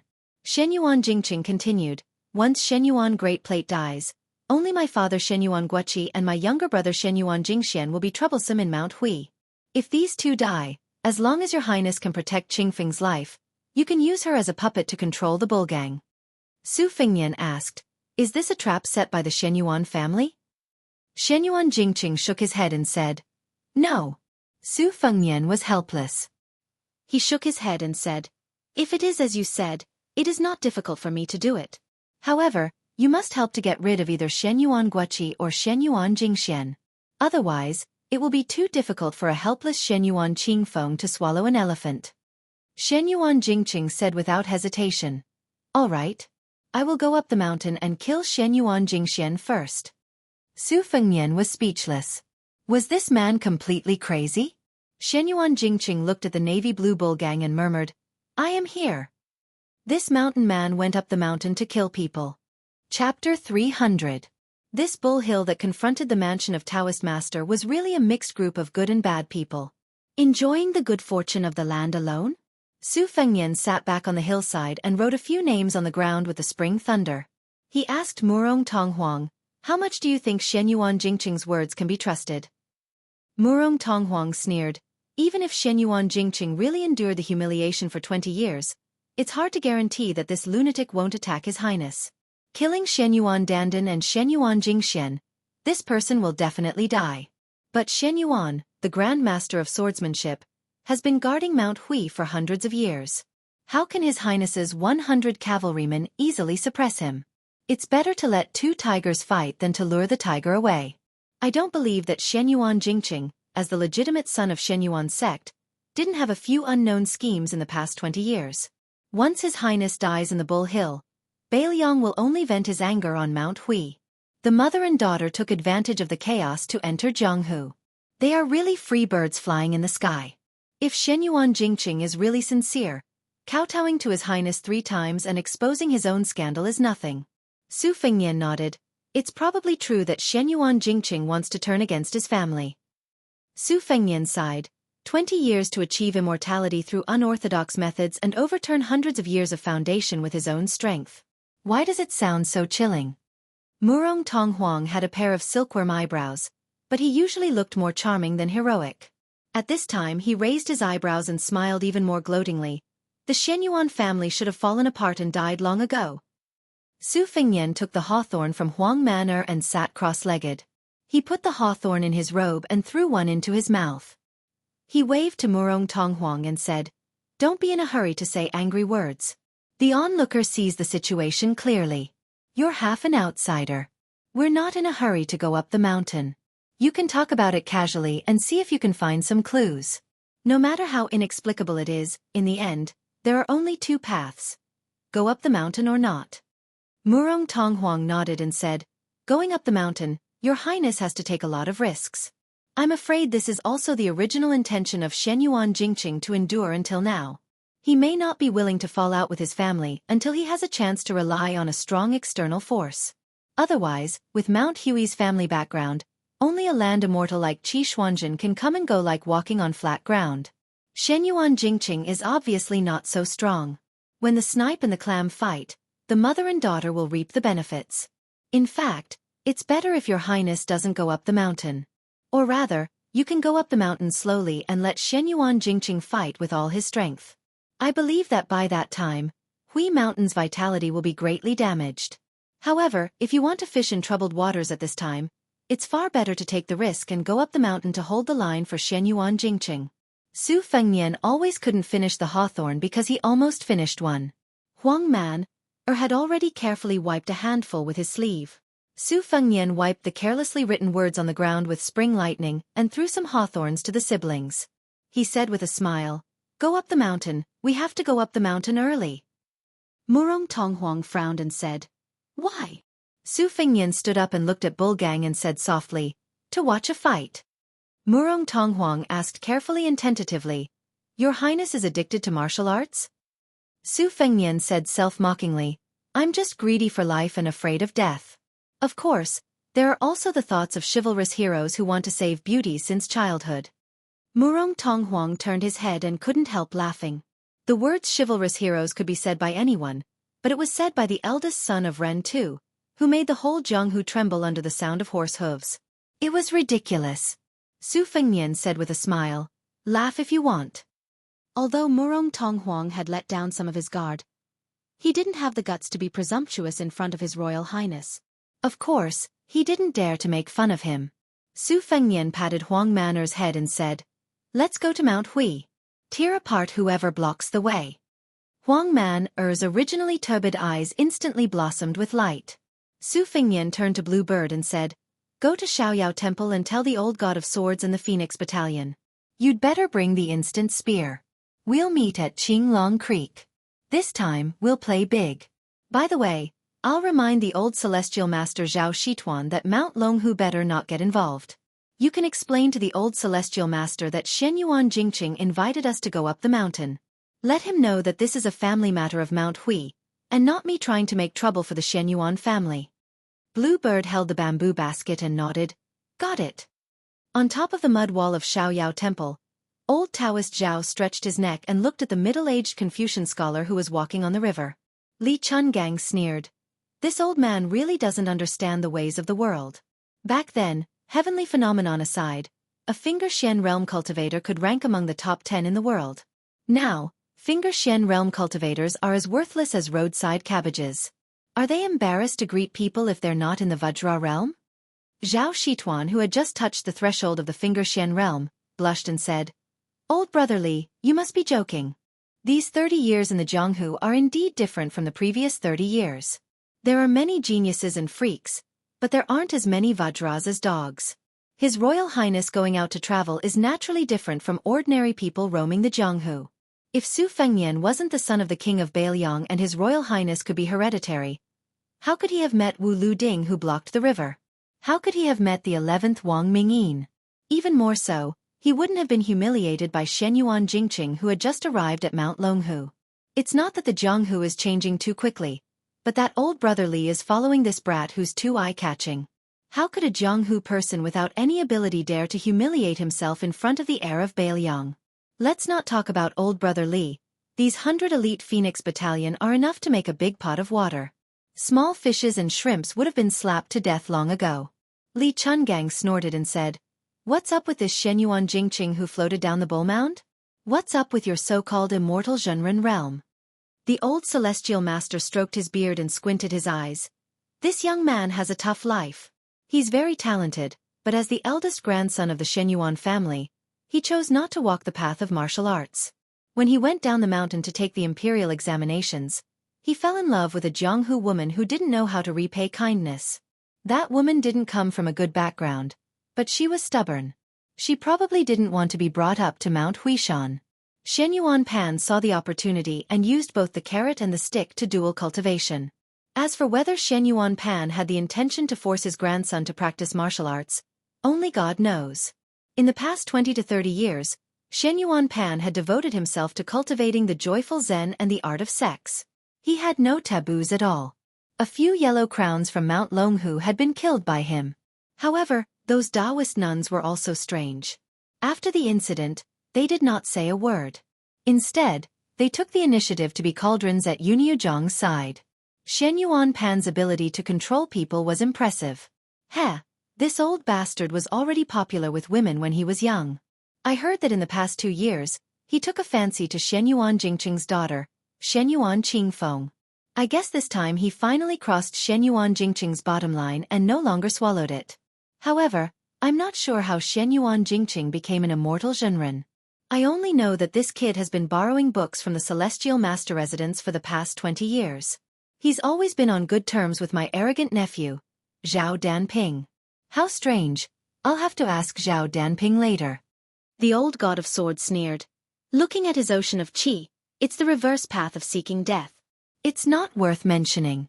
The old celestial master said regretfully, if this kid wasn't so eager for success, the land of bliss on the stone tablet would be worthy of its name.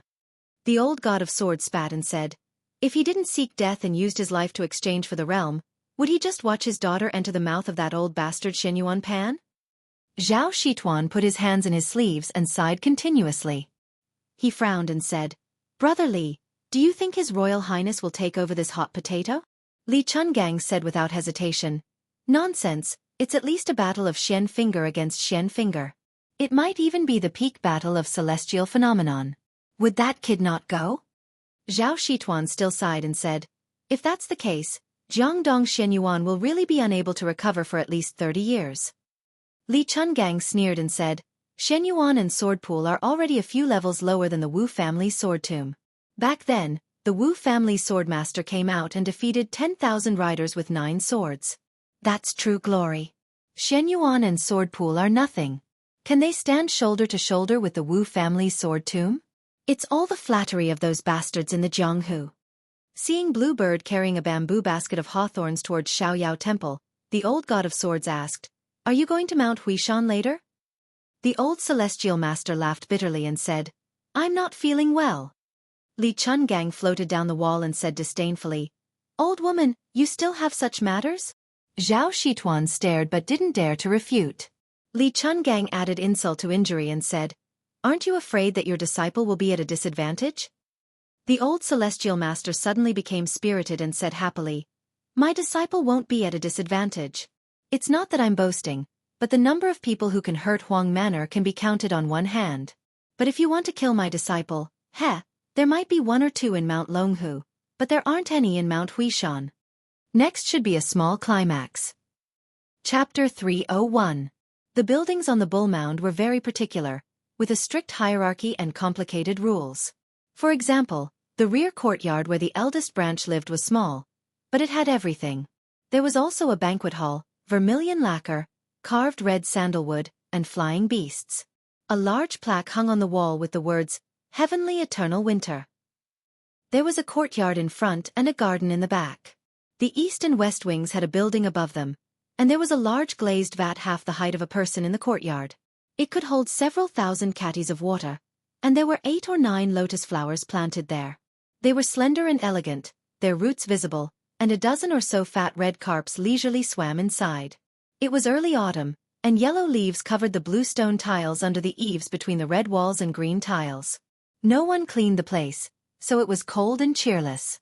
A woman in a gorgeous palace dress stood in front of the glazed fish vat, holding a small porcelain bowl. She tossed bait into the vat, attracting red carps to swim happily. Her posture was graceful, and her expression was languid. A tall and sturdy man in gorgeous clothes walked straight into the courtyard. A maidservant beside the woman hurriedly lowered her head, not daring to look at him. The middle-aged man's hands were on the edge of his onyx belt, and he habitually gave off an arrogant feeling.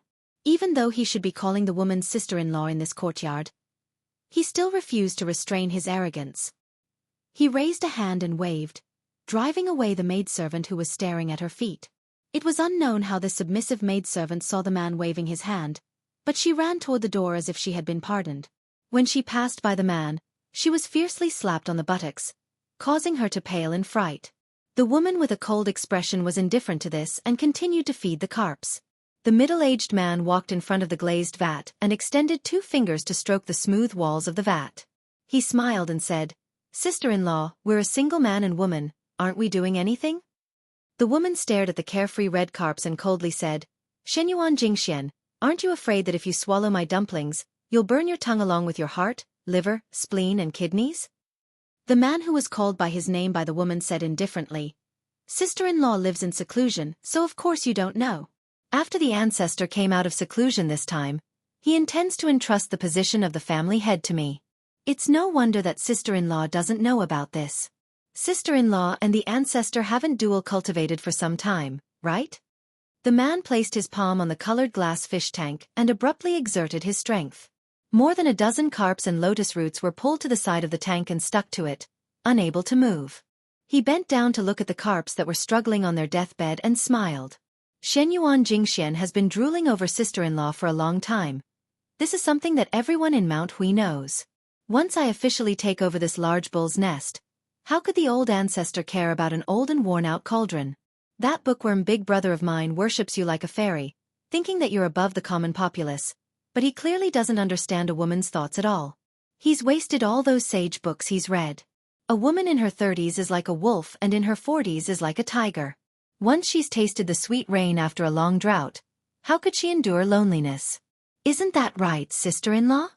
The woman was humiliated in such a way, but she remained unmoved. She only looked at the carps that were almost suffocating to death and indifferently mocked. "Shenyuan Jingxian, what are you so impatient for? It won't be too late to vent your frustrations when you become the head of the Shenyuan family. That's right. Do you remember when you went to Southern Border 6 years ago? Sister-in-law just happened to see that loyal and unswerving wife of yours on the large bull's bed. But she was extremely seductive. When she first came to Mount Hui, she called me a depraved slut every day. Haven't you wondered why she shut up these past few years? I might as well make it clear to you, it was sister-in-law who pitted her for being lonely, so rather than wasting energy scolding others, she might as well save her energy to serve others in bed. Sister-in-law was so merciful that she earnestly asked old ancestor to shower her with rain and dew." Shenyuan Jingshuan's expression darkened and he paused for a moment.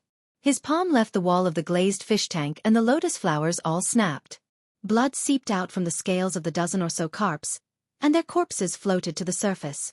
Shenyuan Jingxian said the word, "good," 3 times in a row, then grinned maliciously. "Shenyuan Jingqing, this big brother, can't do anything even after being beaten 3 times with a stick. I didn't expect sister-in-law to be so scheming, knowing how to use small tricks to retaliate. This is for the best. Today, I'll carry sister-in-law back. I want to see if there's anyone in the eldest branch who can be as unyielding as sister-in-law. Or perhaps Shenyuan Jingqing will simply wantonly have fun with sister-in-law here. I heard that sister-in-law fell ill from longing for a portrait, so I don't mind hanging that portrait at the head of your bed to liven things up. Sister-in-law, what do you think? Isn't Jingxian much more amorous than Big Brother?" The woman calmly gazed at the blood-soaked fish tank and smiled. "Compared to Shenyuan Jingqing, you think too highly of him." Shenyuan Jingxian asked, "Sister-in-law, when you're in bed later, you'll have to use all your skills. A woman's 18 types of martial arts." "Shenyuan Jingxian, you're worse than an animal." An angry roar came from the door. When Shenyuan Jingxian heard the familiar voice, he couldn't be bothered to turn around. He laughed indulgently and said, "Qing Feng, I heard that the bastard surnamed Yuan you thought so highly of is already half dead, so your mother's fate today will be your fate in a few years. Uncle has the patience to wait for that day. Uncle might even wonder if Qing Feng already has a young daughter by the time he reaches 60 years of age. In the past, I didn't understand the meaning of the words enjoying the blessings of the land alone on the stone tablet. But now I understand that this kind of blessings is truly something that only immortals can enjoy. Shenyuan Qingfeng stood at the door, his fingernails digging into his palms. When she saw her daughter, a trace of panic finally flashed through the woman's eyes. She coldly said, "Qingfeng, leave this place." Shenyuan Jingxian clicked his tongue and laughed. What a touching mother-daughter relationship. Chapter 302. A series of untimely coughs could be heard. Shenyuan Jingxian was stunned and slowly turned around. When he saw a figure appear in the doorway, he was subconsciously startled, but he was immediately amused by his own panic. He stood next to the large glazed vat and unbridled guffawed. The reason why he was surprised was because Shenyuan Jingxian knew that anyone could set foot in this large sex inner court except for the man at the doorway. And that man just so happened to be the husband of the woman behind Shenyuan Jingxian. How absurd was this? Back then, his wife in her prime would rather dual cultivate with the old ancestor, causing the eldest son of the first wife to become a laughingstock.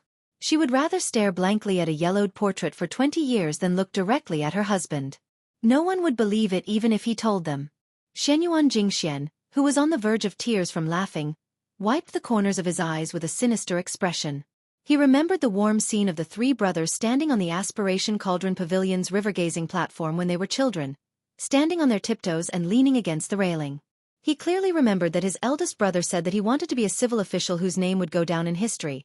His second brother said that he wanted to revive the family's prestige and surpass the Wu family sword tomb, and Shenyuan Jingxian declared that he wanted to be a martial artist like Wang Xianji who could smash the enlightened masters of Longhu into meat patties with a single punch. The three brothers were still as close as brothers at that time, but after they grew up, the three of them had completely different futures. Second brother Shenyuan Jingyi had the demeanor of a great general and was clever in all aspects, absorbing many forces in Jianghu that could not be underestimated. Shenyuan Jingxian himself had made great strides on the martial path, and was now on the verge of stepping into the Grandmaster realm. His future achievements would only be greater than his father's. But as for his eldest brother, despite the great expectations and resources the old ancestor had bestowed upon him, he was still a useless piece of trash who could only be submissive when speaking to others and would only retreat when arguing with others. In the Shenyuan family, where martial arts were highly valued, how could a martial arts fanatic like Shenyuan Jingxian respect an older brother who had never touched a sword or a staff and only knew how to hold a few books? After coughing, the middle-aged scholar still did not enter the courtyard. He covered his mouth and said vaguely, "Jingxian, you should have waited a little longer. Unfortunately, you've never had much patience since you were young. This is not good." Shenyuan Jingxian seemed to have heard the funniest joke in the world. He had just stopped laughing when he couldn't help but laugh again. He placed his hands on his agate belt and looked straight at his sickly older brother, Shenyuan Jingqing. "Eldest brother, what do you think I should have waited? Should I have waited for you to become the head of the family with your righteousness and morals? Should I have waited for my niece to become a pitiful cauldron furnace, or should I have waited for my fathers to run out again?" Jingshuan's father, Jingshuan's father. But eldest is, use, my eldest, even my s. Is tus. Shenyuan Jingqing loosened his grip and nodded. "Go on." Shenyuan Jingxian chuckled. "I've endured it for many years and I really don't want to endure it any longer. 2. Shenyuan Qingfeng's expression changed drastically. The pale-faced scholar slowly said, "But you know that this kind of excessive enthusiasm is like a tree without roots. It has no long-term benefits to the martial path." Shenyuan Jingxian rubbed his stomach and sneered. "You sure are sincere when you say these words. It enlightens me. My stomach hurts from laughing." Shenyuan Jingqing turned to look in the direction of Bull Landing and murmured, "Mount Hui will only be cleaner when it snows heavily in winter. Our family is really too dirty." Shenyuan Qingfeng extended his hand and motioned for his mother to leave the courtyard and stay away from his uncle who had reached the finger-profound realm. But the woman did not move. She would never approach that man of her own accord. The middle-aged scholar stared deeply at her and smiled faintly. There was an indescribable sense of open-mindedness and relief. He, who had never set foot in this courtyard, actually walked over the threshold for the first time. She and Shenyuan Qingfeng were both dazed. Shenyuan Jingxian still had a disapproving and arrogant expression. He sneered, "Big brother, what? Are you going to beat me with a book?" Shenyuan Jingqing shook his head. "Mount Hui cannot be built without destruction." Shenyuan Great Pan has already led Mount Hui down a fork in the road. Today, I will turn it back on the right path. In terms of martial talent, you and Shenyuan Jingqing cannot compare to me. You are the Finger Profound Realm, so I will kill you with the Finger Profound Realm. The middle-aged scholar spoke unhurriedly. The sleeves of his wide green robe fluttered elegantly. The mother and daughter only saw this man who had stood aloof from worldly affairs his entire life walk straight toward Shenyuan Jingxian.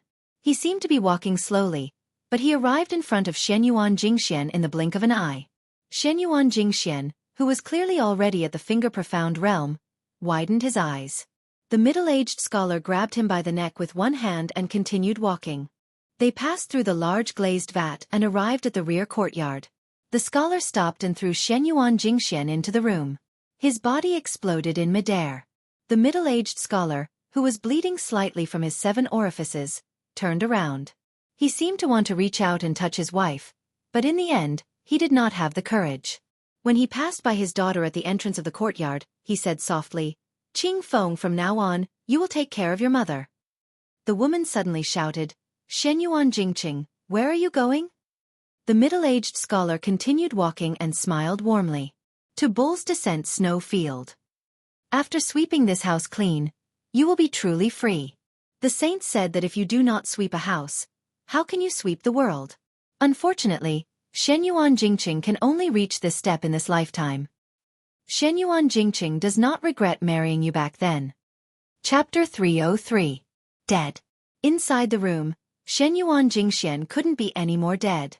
Even the legendary Earth Immortals wouldn't be able to survive if their sea of qi exploded and all their meridians exploded. Outside the room, the woman stared blankly at the shattered glass vat. More than a dozen red carps were hidden among the green leaves of the lotus flowers. Just now, the two of them had passed through the vat in an instant, causing thousands of pounds of water to pour out and wet her embroidered silk shoes. What a cool autumn day. The autumn wind and autumn chill spread from the soles of her feet to her entire body. Shenyuan Qingfeng leaned weakly against the door. Even though she had always been praised by her elders for being able to remain calm during major events, she had lost the ability to think. Her mind was blank. No matter how immoral her uncle, Shenyuan Jingxian, was, after all, a genuine top-notch martial artist. He had cultivated a Vajra physique for several decades by following the prescribed order. In Mount Hui, he was publicly recognized as second only to the great ancestor and Shenyuan Guoqi, who possessed immortal qi. He had even claimed to have entered the mysterious Finger Xian realm. So what if he had just entered the Finger Xian realm and his foundation was still unstable? Only after reaching the Finger Xian realm could one truly become a towering tree that stood tall in the martial arts world. Taoist enlightened masters had hopes of ascending, living Buddhas of Buddhism could become Sarairas, and unaffiliated martial artists outside of the 3 religions were even more ferocious and domineering. How did he die in the blink of an eye? Shenyuan Qingfeng was limited by her mediocre talent and constitution, so she wasn't suitable for martial arts. However, she had read many secret manuals since she was a child and was used to seeing experts fight. She especially had a photographic memory, so her eyes were very sharp. She could see that after Shenyuan Jingxian lost focus for a moment, he actually wanted to kill his opponent very quickly. However, his opponent didn't give him the chance at all. There was probably no way to die in peace more than this. As a Finger Xian expert, he was casually walked up to him and killed in a single move. In that instant, Shenyuan Qingfeng saw through some secrets. Shenyuan Jingxuan's body was like that of a Buddhist heavenly king's Vajra. Although he was still 2 levels away from the celestial phenomenon realm, where both the inside and outside of his body were in harmony with the world, at the very least, his body had already formed a majestic image of its own. The reason why it was shattered with a single strike seemed to be because after being grabbed by the neck, Shenyuan Jingxian had used a tyrannical and vicious method to guide the flow of qi. It was like the tortoise and serpent of the northern black tortoise entangling with each other, which ultimately caused his meridians to explode inch by inch. Shenyuan Qingfeng wanted to say something, but hesitated. His lips trembled as he realized that he didn't know what to say. When she saw that her mother was about to turn around and enter the house, she finally gathered her courage and asked, "Mother, are we really not going to Bull's Descent Snowfield?" The woman turned her head and asked, "Are we going to see how Shenyuan Jingqing seeks death?" Shenyuan Qingfeng muttered to himself, since father was able to kill Shenyuan Jingxian, it's not impossible for him to. She stepped over the threshold and didn't even look at the badly mutilated corpse. She smiled and said, "So what? If Shenyuan Jingqing is not the Shenyuan Jingqing that we mother and son know, I will regret it so much that my intestines turn green, and I will cry like a weeping beauty to beg him to change his mind. Afterwards, we will treat each other with respect and grow old together at Mount Hui." Tears streamed down Shenyuan Qingfeng's face. "Mother, you really don't feel the slightest bit of heartache?" She smiled and said, "I have long since forgotten the feeling of heartache. If you want to go, then go to Snow Field. Mother wants to be alone for a while." An old mama who had watched Shenyuan Qingfeng grow up hurriedly rushed over and respectfully reported, "Madam Miss, for some reason, Lord has gone to Snowfield alone." At the foot of the mountain, someone claimed that Lord had invited him to Bull's Descent Snowfield as a guest. It seems to be that domineering heir of Bailiang. He has already begun to climb the mountain and will soon arrive at East Sect. Those who blocked the way at the estate were all torn apart by an unremarkable youth. His methods were extremely swift and fierce. Rumor has it that the divine swordsman Li Chungang who humiliated our Shenyuan family in the past was also among them. Second Master has already brought people to stop them. After climbing the Bull's Descent Snowfield, there was a jade passageway paved with 300 steps, and a memorial arch built across the road. This was Mount Hui's Shenyuan Sect's E-Sect. The words, "Reach the Peak of Perfection," were written on the plaque, and the words, "Martial Dao Contract Kunlun," were written on it. Their neighbor, Mount Longhu, also had a similar structure. All civil and military officials had to dismount from their horses in front of the tablet to demonstrate the reverence of the ancestral court of Taoism. When it came to Mount Hui, it was a reminder to all the Zhonghu people who came to visit to voluntarily remove their swords and sabers. It wasn't that there weren't arrogant and boorish martial artists who didn't want to follow the rules, but those who succeeded like Li Chungang could be counted on one's fingers. The vast majority of them were thrown off the Bull's Descent Snowfield. The sallow and emaciated Su Longxiang was in a killing frenzy. He was simply invincible.